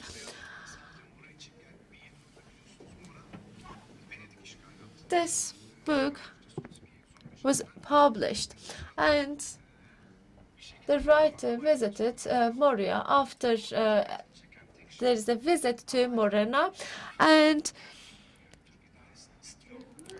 the writer understood that people would like to have the administration ruled by Ottoman people, the Anatolian Greeks. Roman people would like to have the reign of Ottoman people. This is not a propaganda, because I will be telling you other details. After a couple of sentences, he expressed that he tried to convince people in order to have the reign of Greeks. However, the public stated that they didn't want to have Greek reign or administration. Turkish administration was desired by Greek people living in Modon, and they were not comfortable with the administration of Greek people.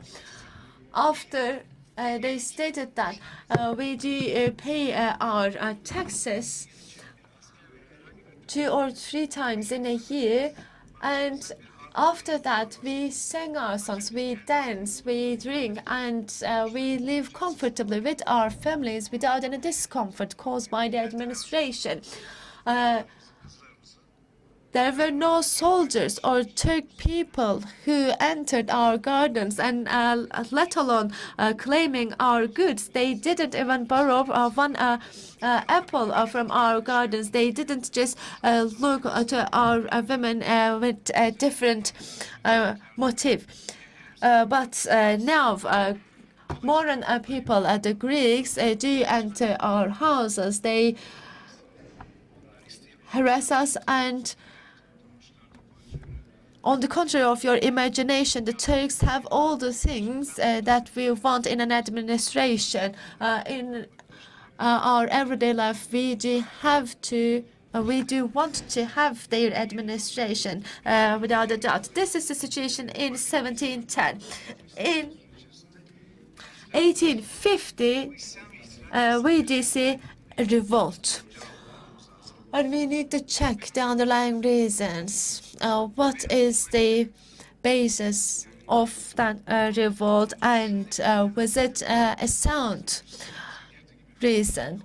As you do know, in 18th century, the Ottoman central administration had been vacant, and we do see there were certain regional discomforts at the Ottoman Empire, and this local administrations caused certain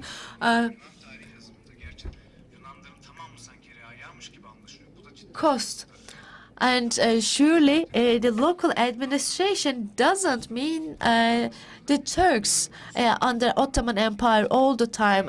This could be Greek people having the rule in the local administration. In different parts, we do see different nationalities.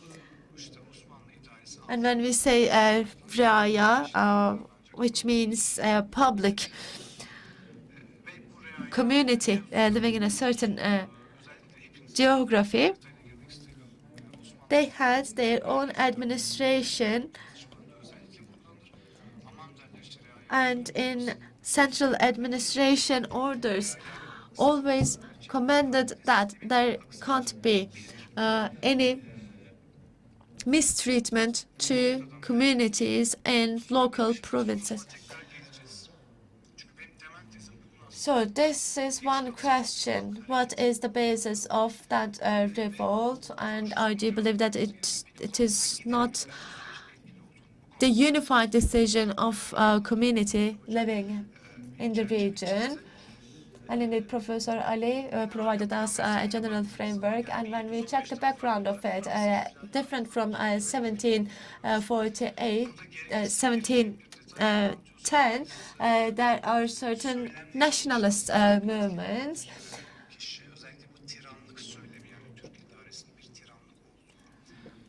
The tyrannist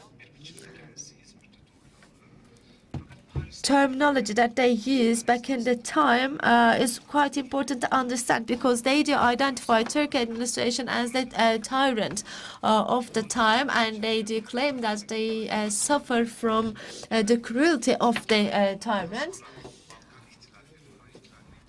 First, there was the French Revolution, and the nationalist movements have spread to Europe, and Eastern Europe was also affected from those ideas. Indeed,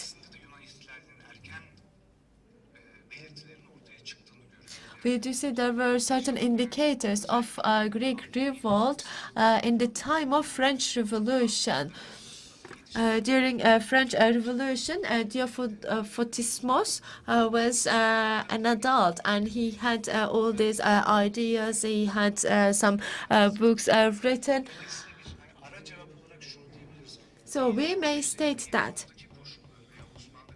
the conditions back in 1710 was not valid in 1850s, and the changed circumstances and ideas may lead to these incidents.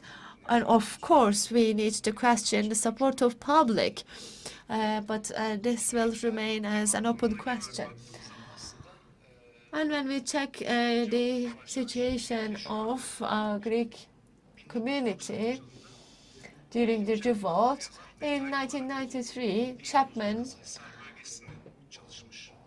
studied elaborately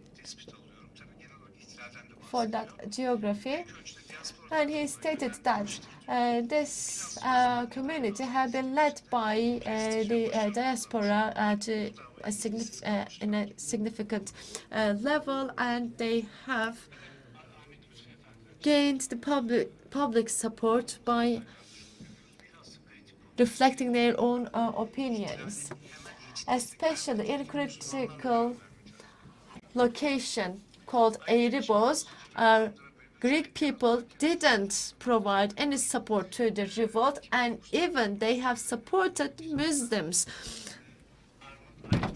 Also, Ischyros, Şira, Andra, Bülbülce islands were not involved in revolt. They were not sympathetic to the revolters. And this is another important statement. Ischyros, Şira, and Andra islands were directly involved in the revolt, and the other islands people were not directly involved. And of course, there are some Greek people who would like to turn back to their homeland by involving in the revolt. In Ayvalık region, for example, there are Greek people saying that, we want to go back to our homeland, and Sultan Mahmud states that the exchange of people became mandatory because we cannot differentiate revolters and the innocent people. There are complaints of Greek people who were wrongfully involved in the revolt. Syros Island will be another location that we will look into in detail. During the revolt and post-revolt duration, there are again Greek people living in islands, and those people continue to work in the ports, for example. We may see all the evidences from the historiographers' records. Then again, there are Greek people who have migrated together with Turks to the lands which were under the control of Ottoman Empire. This is also in the records of Ahmet Lütfi, the chroniclers. statements, and this is not surprising because they were not comfortable under the reign of Greek administration. There were also Greek people who were living outside the revolt region, and Ali Fuat have provided us details about that. When we turn back to the internal dynamics and external dynamics, Cleftes rooted groups. Cleftes means the looters. And in Morea, these people annexed themselves to the revolt. Cleftes is a group which was led by Kolokotrones,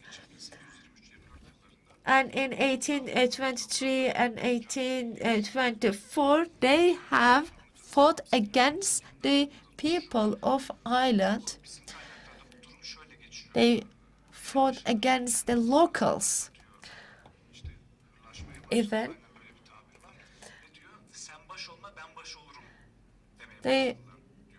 there are statements saying that whenever there was an unrest, they annexed themselves to this and they wanted to take the lead.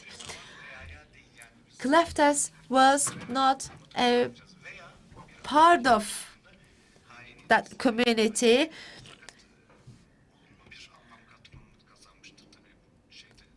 And during the time of revolt, that Cleftes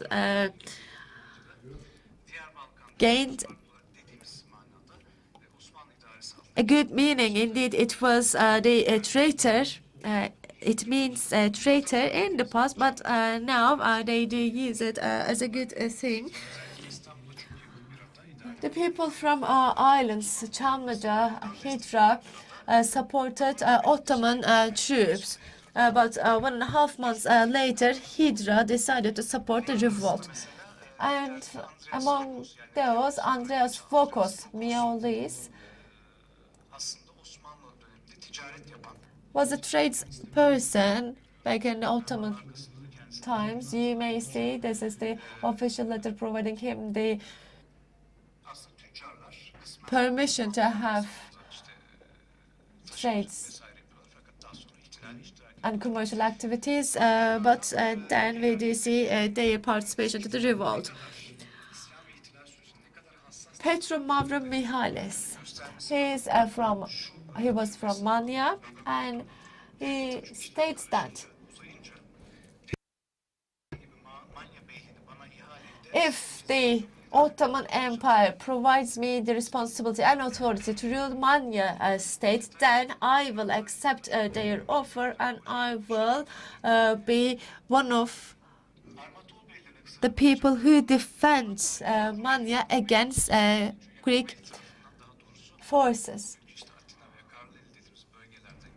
And from Athens and from different states, people have traveled to be a part of revolt in the islands, but indeed we do see they had this good organization skills to transfer the troops to the islands. If we ask how did they know the strategical thinking,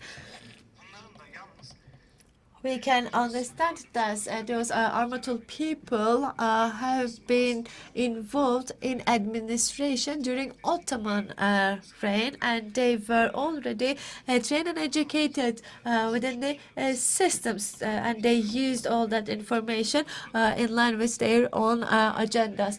And you may here see the details of Vasilis Kremiadis.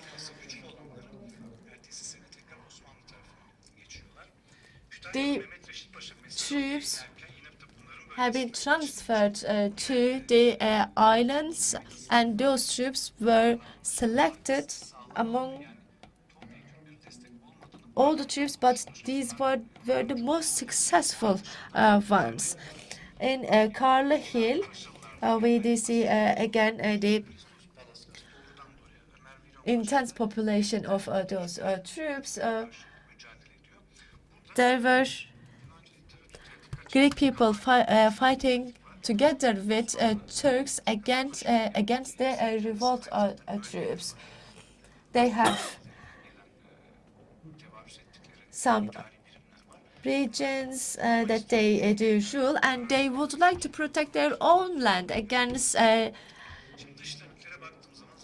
these revolters. And when we check the external dynamics, let me tell you about some details. Düveli Selassie, which means 3 states, and diaspora. Filikia Italia is still a question mark in our minds, because they had this secret structure that we couldn't uncover fully. And Philhellenes are also accepted as an external dynamic, but were they really romantic fighters, or were they acting as mercenaries with a hidden agenda? We will be talking about that later.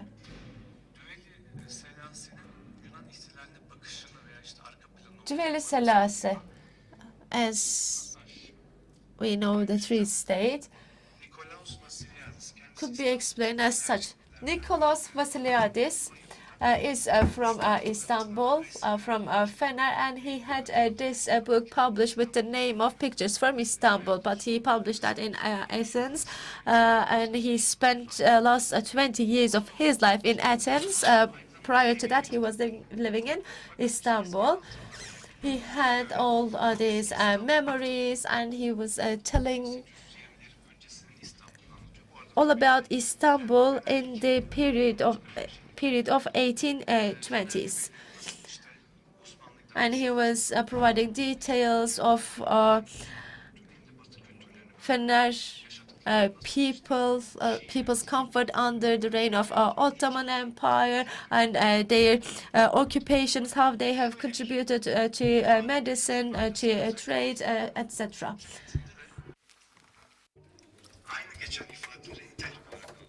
And in Turkish text, I have put the same expressions in italic. In our nation, here it doesn't say ethnos. It uses the nation in the sense of the Ottoman nation system. Our nation experienced that life at the times. The Fenarians were assigned to the higher level bodies of the state, and they were acted as professors and diplomats of Turkey. And in one case, in Büyükdere, Russian middle messenger was trying to persuade the French ambassador about destruction. And the French said to Russian, do you know these 2 guys on the boat? One is Mavroyenis, the other is Sootsos. These were high-level civil servants. Turkey, as long as Turkey has Fenarians in the state affairs, you cannot do anything. Here, the reason why the external dynamics are so much involved in the process, this detail is demonstrating it very well. When we look at the diaspora, Adamantios Korais, I talked briefly. Very briefly, I would like to say that in the construction of the discourse, Tyrant, for example, and I know it because I have also looked at his memoirs. Some expressions that could be categorized as hate speech today were written earlier, and a discourse was constructed with them. Kapodistrias could be considered as an extension of diaspora. They are not on agreeing with Kolokostranis. So I would like to express that there isn't a consistent whole within itself.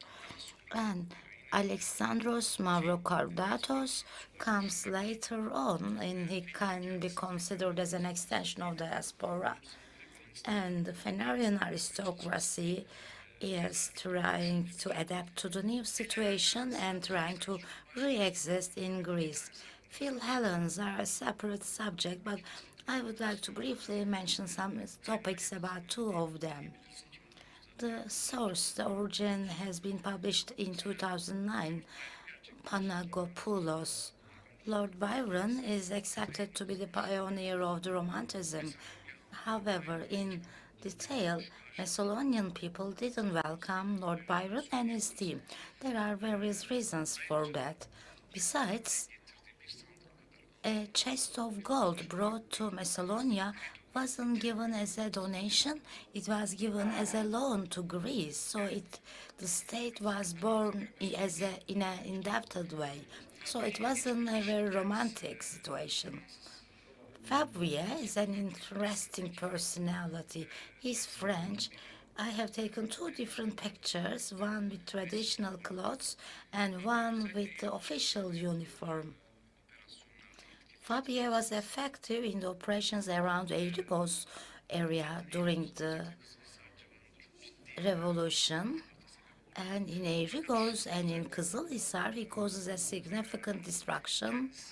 It is useful. He considers himself as a Philhellene, and later he was prosecuted in Greek administration. Not a full prosecution, however, he had to give a defense.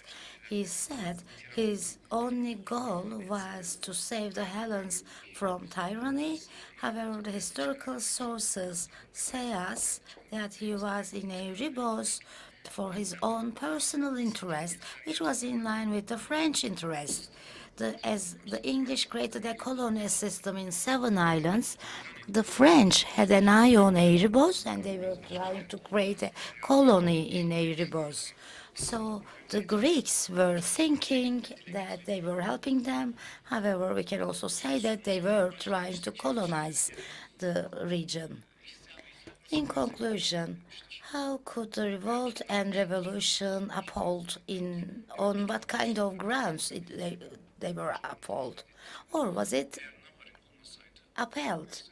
And if not for Navarin, this revolt wouldn't take place. Maybe this is not a scientific sentence, but this is what it can be understood from the flow of the events. Is it possible to talk about a whole people's movement? It's not possible to talk about the people's movement as a whole, and interaction between the internal and external dynamics. The determinant factor was the external dynamics. Thank you all very much.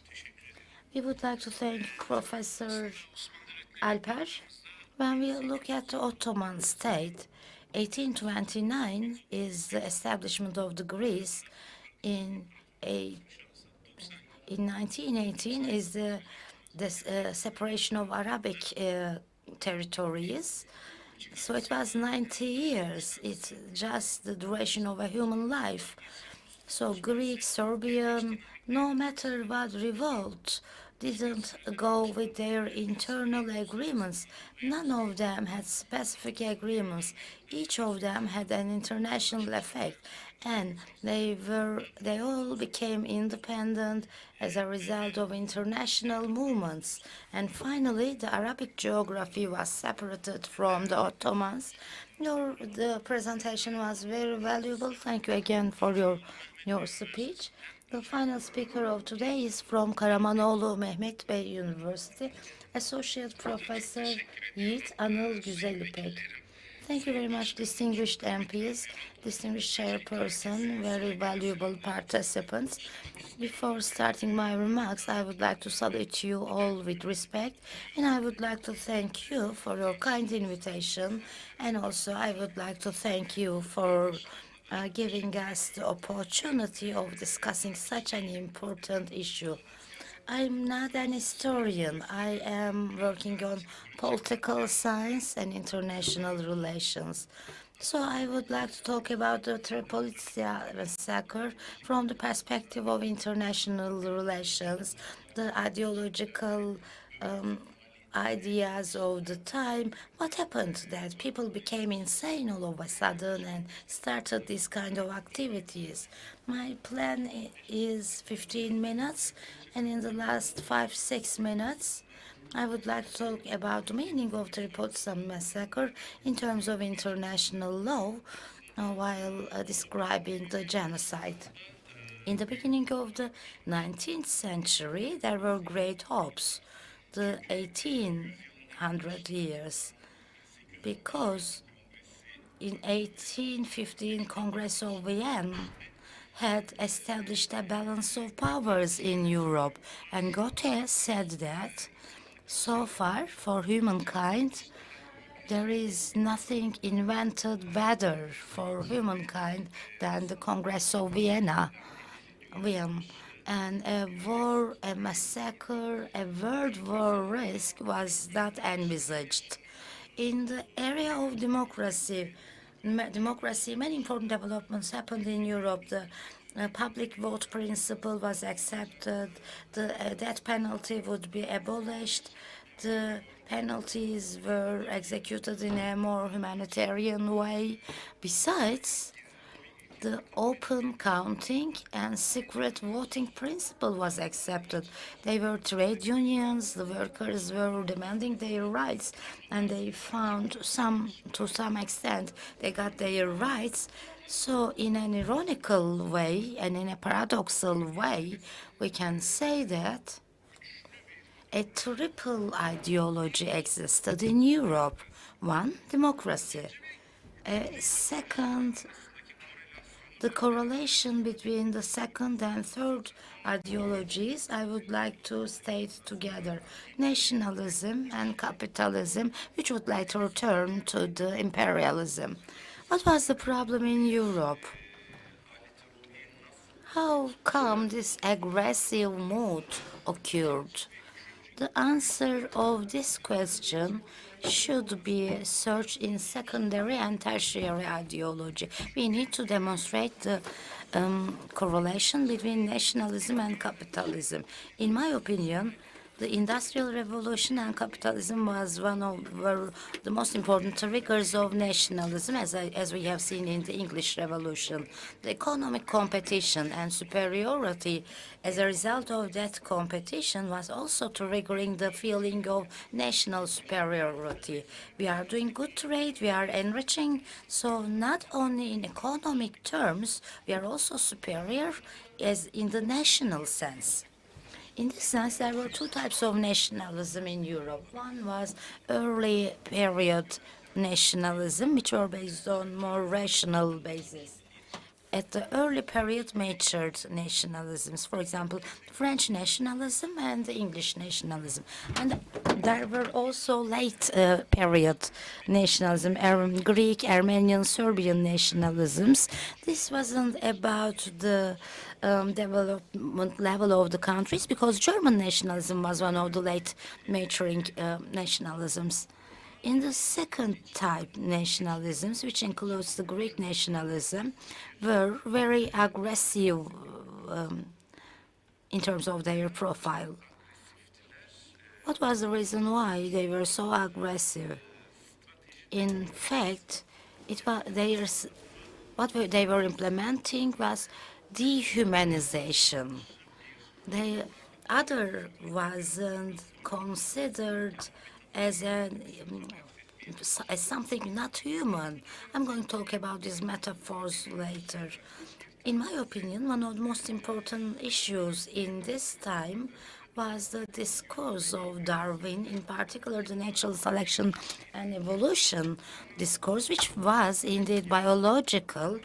However, they were adapted to the social and political area. In particular, the natural selection approach was adapted to the political area, and it was terribly dangerous situation, because we can simplify it like this.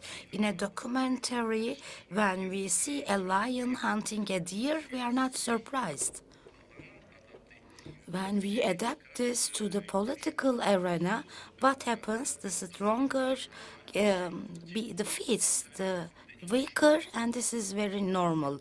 And this was one of the strongest arguments of the imperialism, which was adapting the natural selection to the political science. Throughout this process, Raphael Lemkin was the first person who used the expression genocide. He's a Polish Jew and also a lawyer. Lemkin, indeed, for quite a long time, he was trying to use this genocide word. As you know, genocide is the combination of geo, race, and side, to murder, to kill. So Lemkin combined these two words for the first time. Lemkin, when he used this word, his basic reference was the Jew genocide during the Second World War. And the conceptual framework in his mind was that description. In 1948, United Nations adopted the agreement about the prevention and punishment of the genocide crime, and this convention came into force in 1951. Under the leadership of Lemkin, genocide was described as follows: for a certain national, racial, ethnical, or religious group, or for any group which has a distinctive feature, the activities for systematically destroying, terminating them. So there were these four main titles. The killing activity was the first and foremost of them. Secondly, for any of these groups, or to all of those groups, giving damage physically or mentally. So mental damage is also an element of genocide. And the third element is prevention of new births. This is one of the most important elements of genocide. And fourthly, the children belonging to that group being taken away by force from that group to another group. This fourth statement was very controversial. During the Bosnian genocide, International Penal Tribunal debated it very long. Here, displacement might not have the intention of destruction, termination. There was a reservation in that tribunal. So, in order to name an action as a genocide, what do we need? Despite the wrong opinion, which is the number. So if many people lost their lives, that means there's a genocide. But this is a wrong misbelief, wrong information. The genocide is not about the number of people who died. In a battle, where 5 million people lost their lives might not be a genocide. However, a killing action where 15,000 people lost their lives could be genocide. So here, the reference point is not the number of people who died, it is the motivation of the killing, for what reason they were killed. In the international law, there's an expression which means specific intention. So people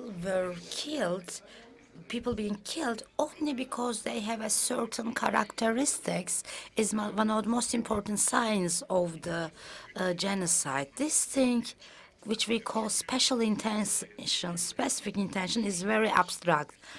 The genocide process works like this. First, a classification is made based on symbols, and then people who were classified, who were signed, are excluded from economic and social life. The third stage is the action of murder, killing, and the fourth stage is the rejection, refusal.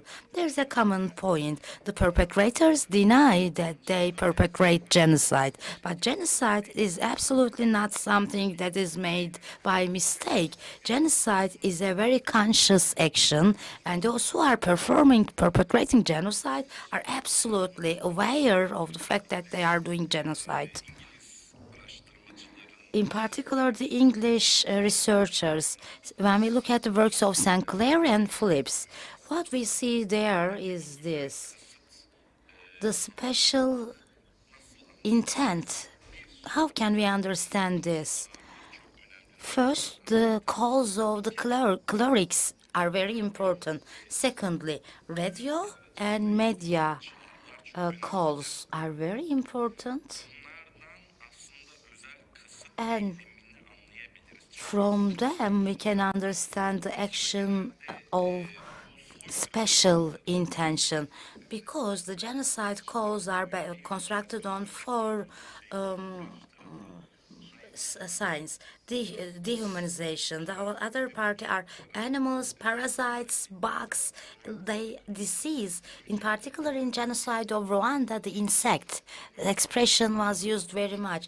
In the Jewish genocide, the parasite and disease expressions were used very much. And when we look at the Tripolitsa massacre, among the historians that I have written, they agree that there is not a special intention against the Jews. They were murdered just because they were there. But there was a special intention against the Turkish people. There was 100% intention. In the Balkans, Turkish and Muslim concepts are used homogeneously. So the deturkification, cleaning from the Turks, expressions were mentioned a lot, in particular by the religious clerics. And so the international law is not an area which can work retrospectively. The law doesn't work retrospectively. However, there are different pillars of genocide today. One is genocide in normative legal sense, and the second is the genocide in the political sense. So what we should do in the international arena is this. Maybe on YouTube channels, on podcasts, we can display an existing historical reality. And today, in international relations, this is a tool of international politics used by the states.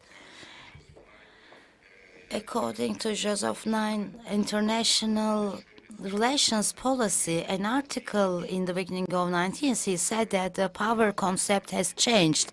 The main thing is not the military power of the states anymore. The main point is the skills of communication of the states. Thank you very much for listening to me, and I would like to extend my respect to you all.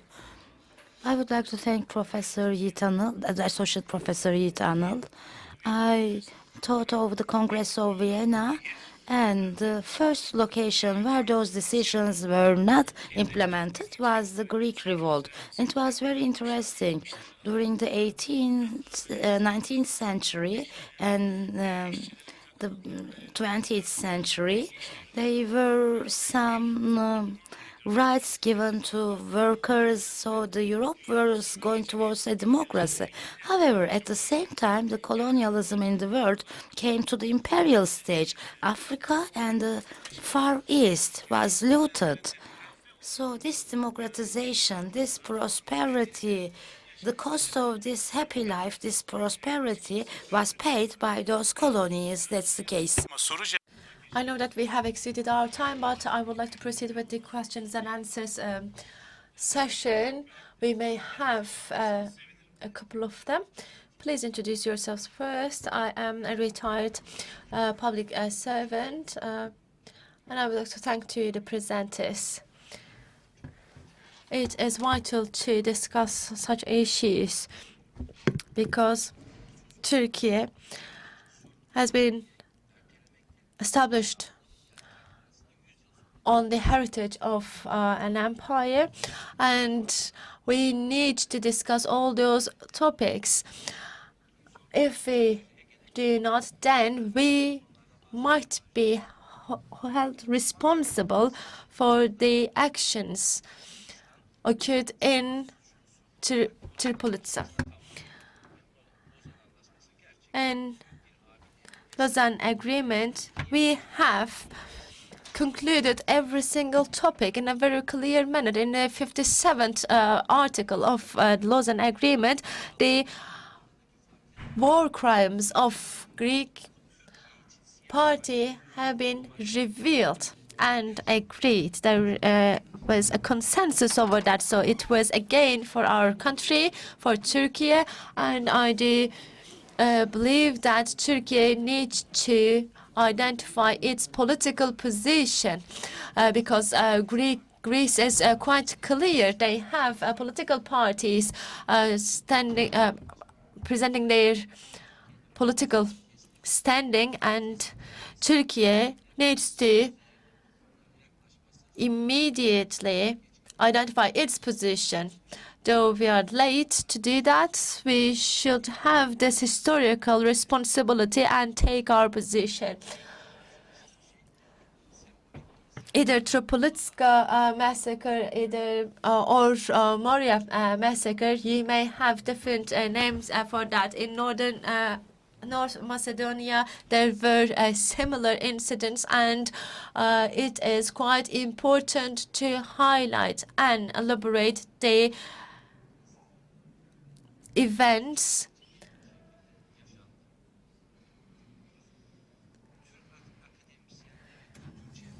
Turkish academics need to follow the chain of actions. We are your students. In order to trace the marks of those tragedies, you may use architecture. Architectural elements should be taken into consideration in your scientific efforts because you may see a mosque in Morea island back in the time, but now it may not be possible to see it because they have been eradicated. And we do see the impacts of those incidents in architectural field as well. Starting from California in the United States, you can apply this practice in every place where there have been genocide and massacres.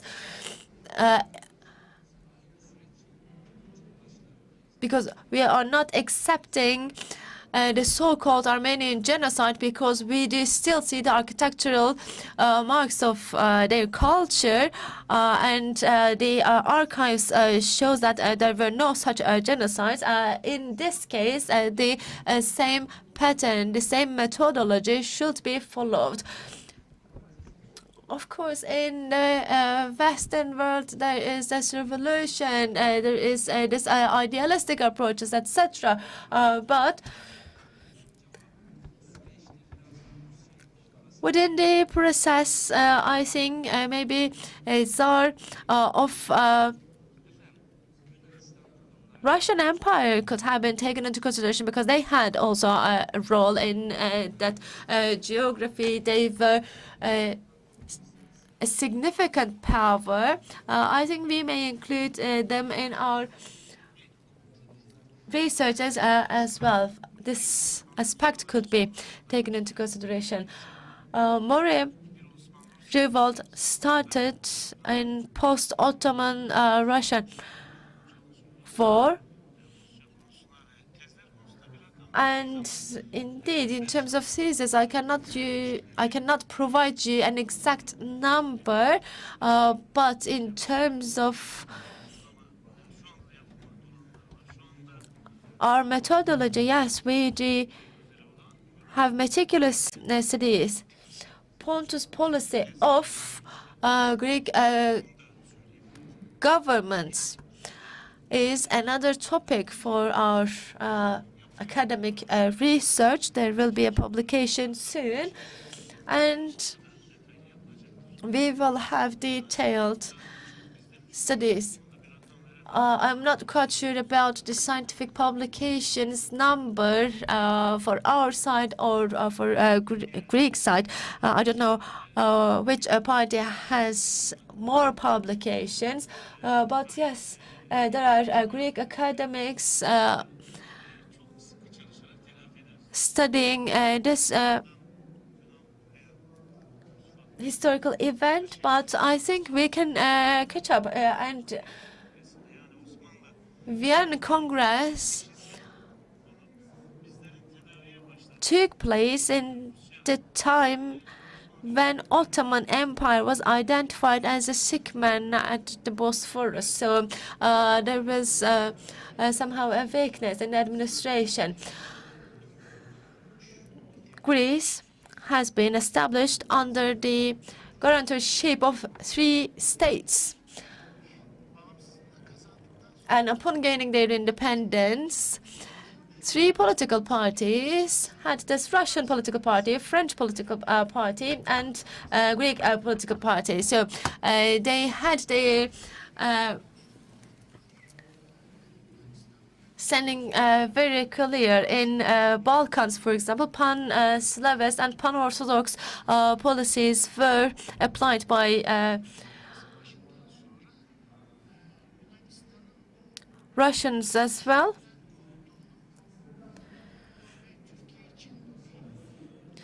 Russians had a distance to Orthodox beliefs and Orthodox approach, so this could be also taken into consideration while elaborating the topic within the scope of Russian impact. My name is Hatice Diken. I am a retired public servant. I would like to thank all our professors for their presentations. It was quite enlightening for us.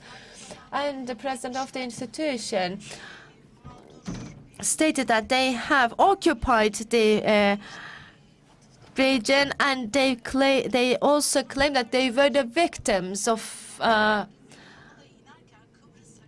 this period. In Cyprus map, you may see that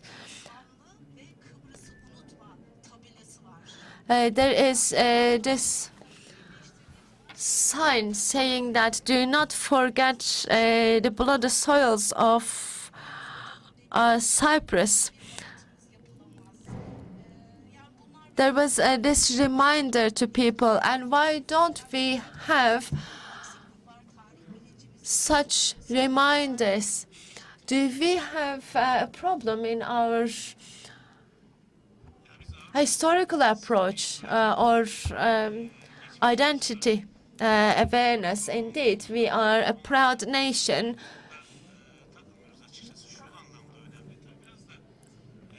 And of course, it is important to have such things, but we don't want to identify ourselves as victims. In 1071, there was Malazgirt War, and most probably before that, there were many events that we can talk about. However, in the culture of Turks, in our history, there is no genocide, there is no massacre.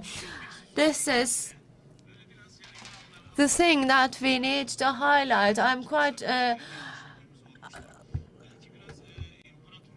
explicit about that in the celebrations of Istanbul's conquerment. On the 500th anniversary, we said, okay, we shouldn't be hurting the feelings of Greek people, so let's celebrate it in a humble manner. We have this tradition, we have this understanding, we try to keep it simple with North Africa, with Asia, with Balkans.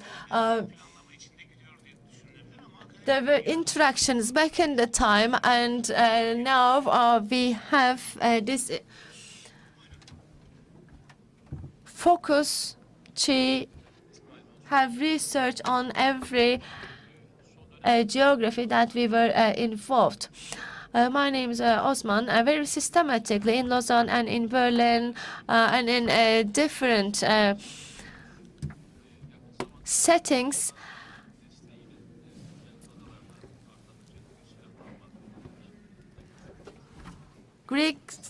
Greece was a party to the negotiations. However, the world is somehow indifferent to the actions of Greek people, especially for the armament of the islands. They are indifferent. They are not objecting to the armamentation of the islands, though it is completely against the international agreements. What would you like to say about that? Is it systematic approach? When we had this Kardak crisis, our state had two approaches. The first one was known to everyone. It was a military strategy, but behind that, nearly 300 science people were called by state, and I was also called because I was involved in studies in regard to Aegean Islands, and it was question that, do we have rights on the Aegean Islands? Because there could be a war because of that. And we have studied the subject to the extensive details of it. With Ministry of Foreign Affairs, we just checked millions of papers, and we have this rich archives. And yes, it was discovered that we have rights on those islands, and science is the most powerful tool that you may have.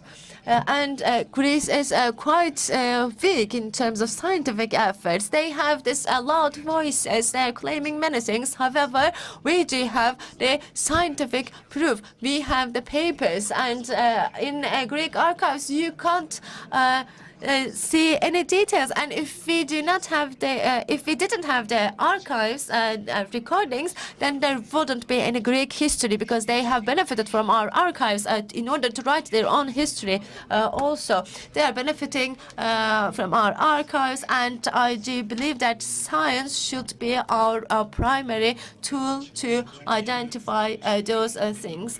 Since 1952, in Turkey-Greece relations, it is not just Turkey and Greece relations. There is this fact of being the allies of NATO, and Greece actions which could trigger Turkey are performed. Those Greece provocations are performed by confiding in NATO alliance, because it is not possible, it is unacceptable to have any conflict and physical conflict in between two NATO allies. And you may just increase the tension. You may just provocate the other party. However, there will be an end to this before having an conflict, direct conflict. This is a tool of propaganda, means of propaganda. States try to create this negative impact on another state by claiming such things. And genocide is not an international concept. This is a political concept. We need to agree on that too. I mean, we shouldn't be the ones who defend themselves, but we should be the ones who expect answers from other parties who were involved and lead actors on such incidents. I am a retired teacher, and I will have this question.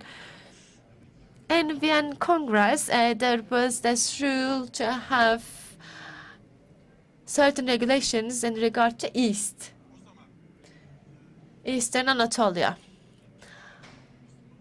And back in that time, Muslims and Turks were displaced, and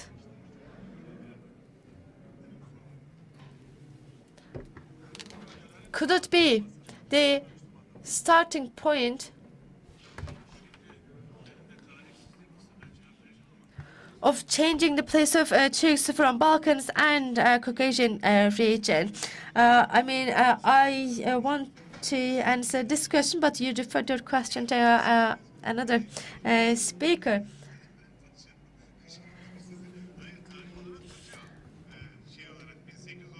For the dates, 1815, 1821, yes, there is a match surely, but Serbian revolt was another occasion that occurred prior to that date, and in specific to Tripolitsa, our professor may provide you an answer. Thank you. Let's have a chronological revision. Vienna Congress took place in 1815, and Alper mentioned about that.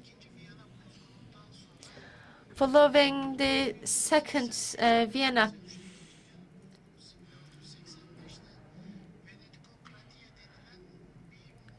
defeat, Venice's reign took place for nearly 30 years. And in that period, Muslims experienced another massacre. In Venice's reign, all their properties were confiscated and they were massacred. They do call it as Second Turkokotia in Greek. They had the records. Confiscation of Muslim properties were all recorded, and it is not just Muslims. And indeed, Greek people wanted to have Turk administration other than having Venice administration. And it starts before 1850. We can understand that. And surely Russian empowerment in terms of human resources and industrial roles, we can see that.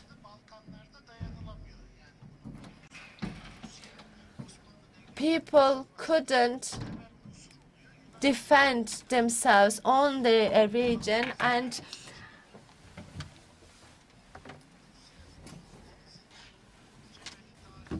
the Ottoman administration starts to be weakened.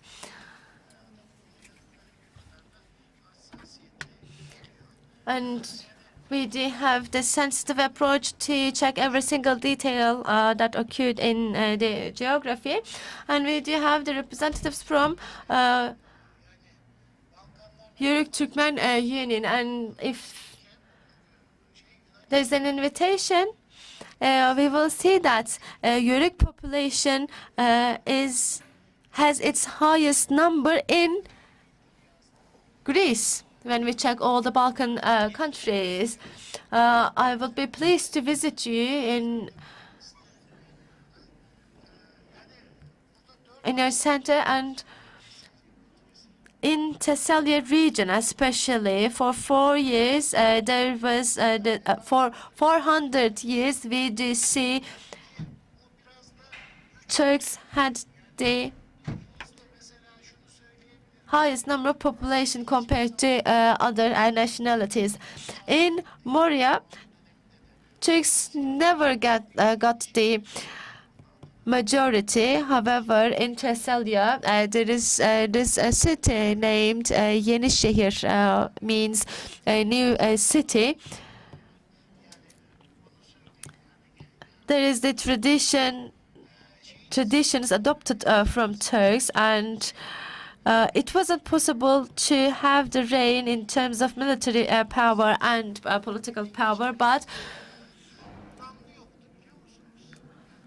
when Venice administration occupied Greek territory, there were no Greeks living in there, and they wanted to have the exchange. And Greek forces entered some cities and they couldn't find one single Greek person. They wanted to have the exchange of population. They wanted to have Greeks back in those cities, and they displaced Turks. In order to have a clear understanding for these events, you need to have scientific research and you need to keep up with data. There are some revolt actions starting in 1824. Yes, Vienna Congress just encouraged some people to take some actions. However, it is not the starting point. I believe everyone has some things to do after this symposium, but I would like to make another comment. Last year there was this symposium, and in Morea there was this massacre, and right across Morea there is this Turk land, Izmir.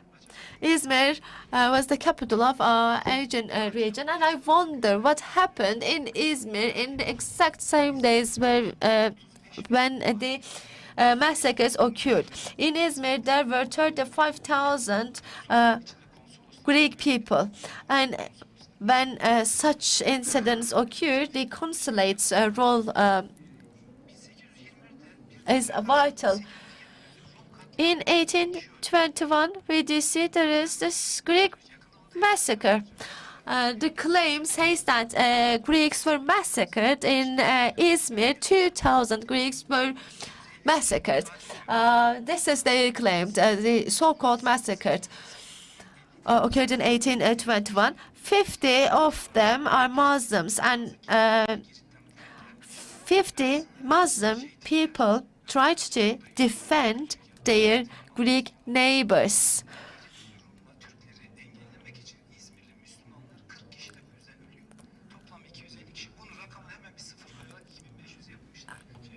And we do see that 250 people died in that period, but they added another 0, and they turned 250 to 2,500 people. I mean, they tried to protect their Greek neighbors, and there were no such massacres, but I believe that in the future they will be claiming that too. And being an important state, a dignified state, requires such things. You need to protect your own, you need to protect your own people, and you need to elaborate such things in order to inform your people. Thank you so much.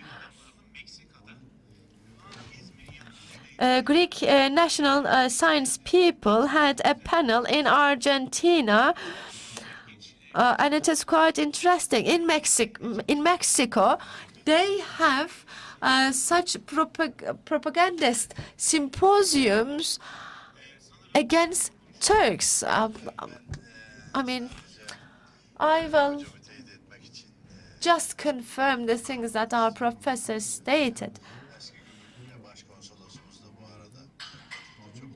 By the way, the chief consulate of Gümülcine supported us and is here. I believe he will be confirming our statements.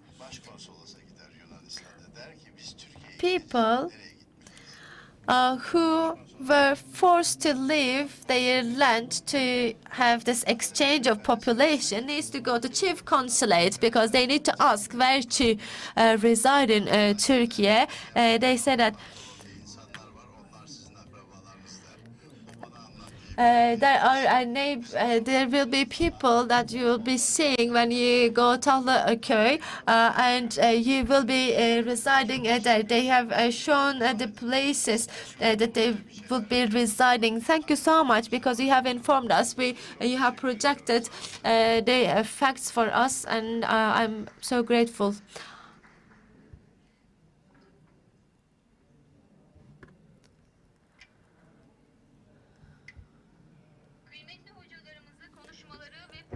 We would like to thank our esteemed professors for their contributions and presentations. And now, in order to provide their certificates, I would like to invite Professor Dr. Timuçin Faik Ertan to this stage, and he will be extending their certificates.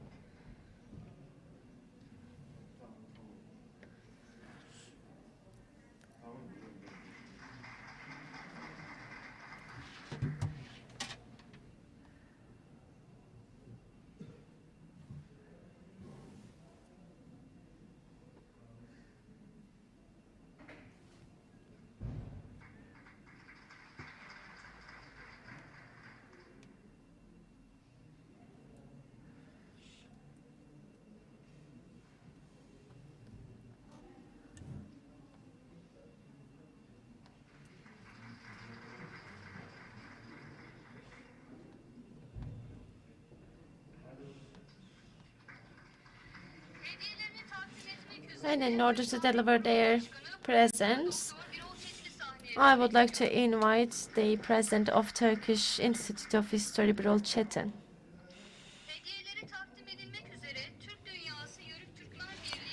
And I would like to invite İrfan Tatlıoğlu, the chair of Turkish Yörüks Union, to stage in order to receive their presents.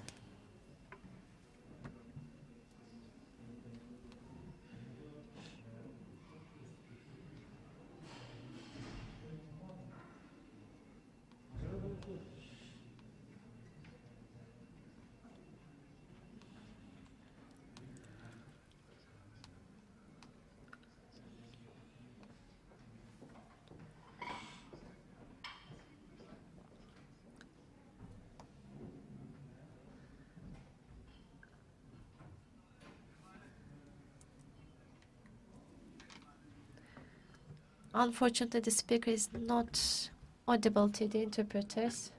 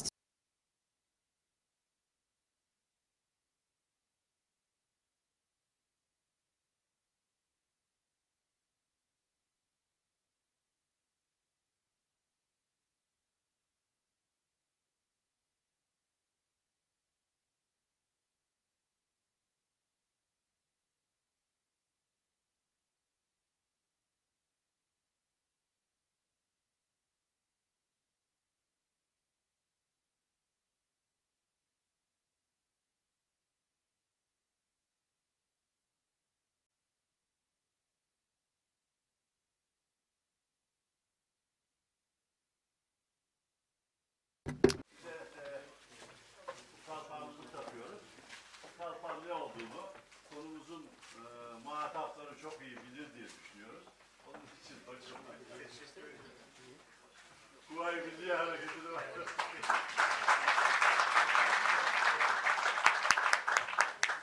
Sevgili hocalarım da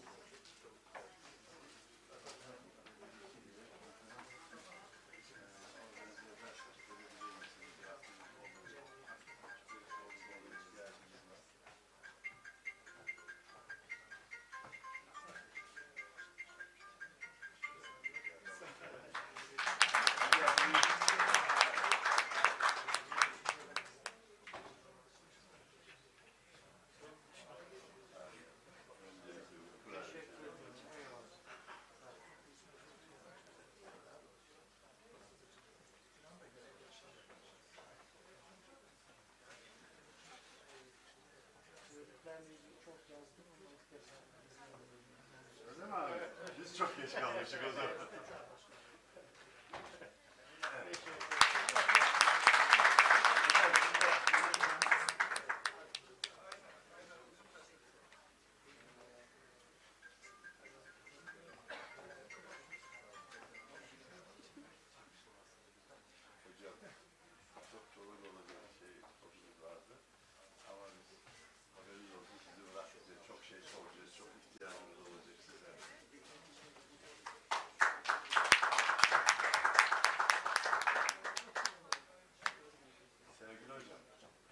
Çok sana ihtiyacımız olacak çünkü bu konuyu biz uluslararası arenaya taşıyacağız. Onun için yürürken bu yolda hep sizle iletişim içinde olacağız zannediyorum.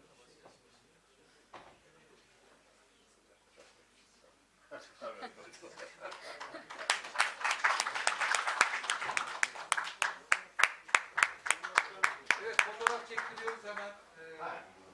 Arkadaşlar şöyle yapalım. Hocam sayın vekillerimizi alalım mı? Buyurun, Sayın Ülker. Var, sayın vekil.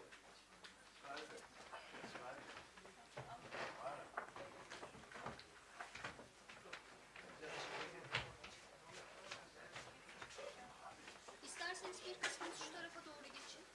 Evet, oraya çok yayıldı çünkü.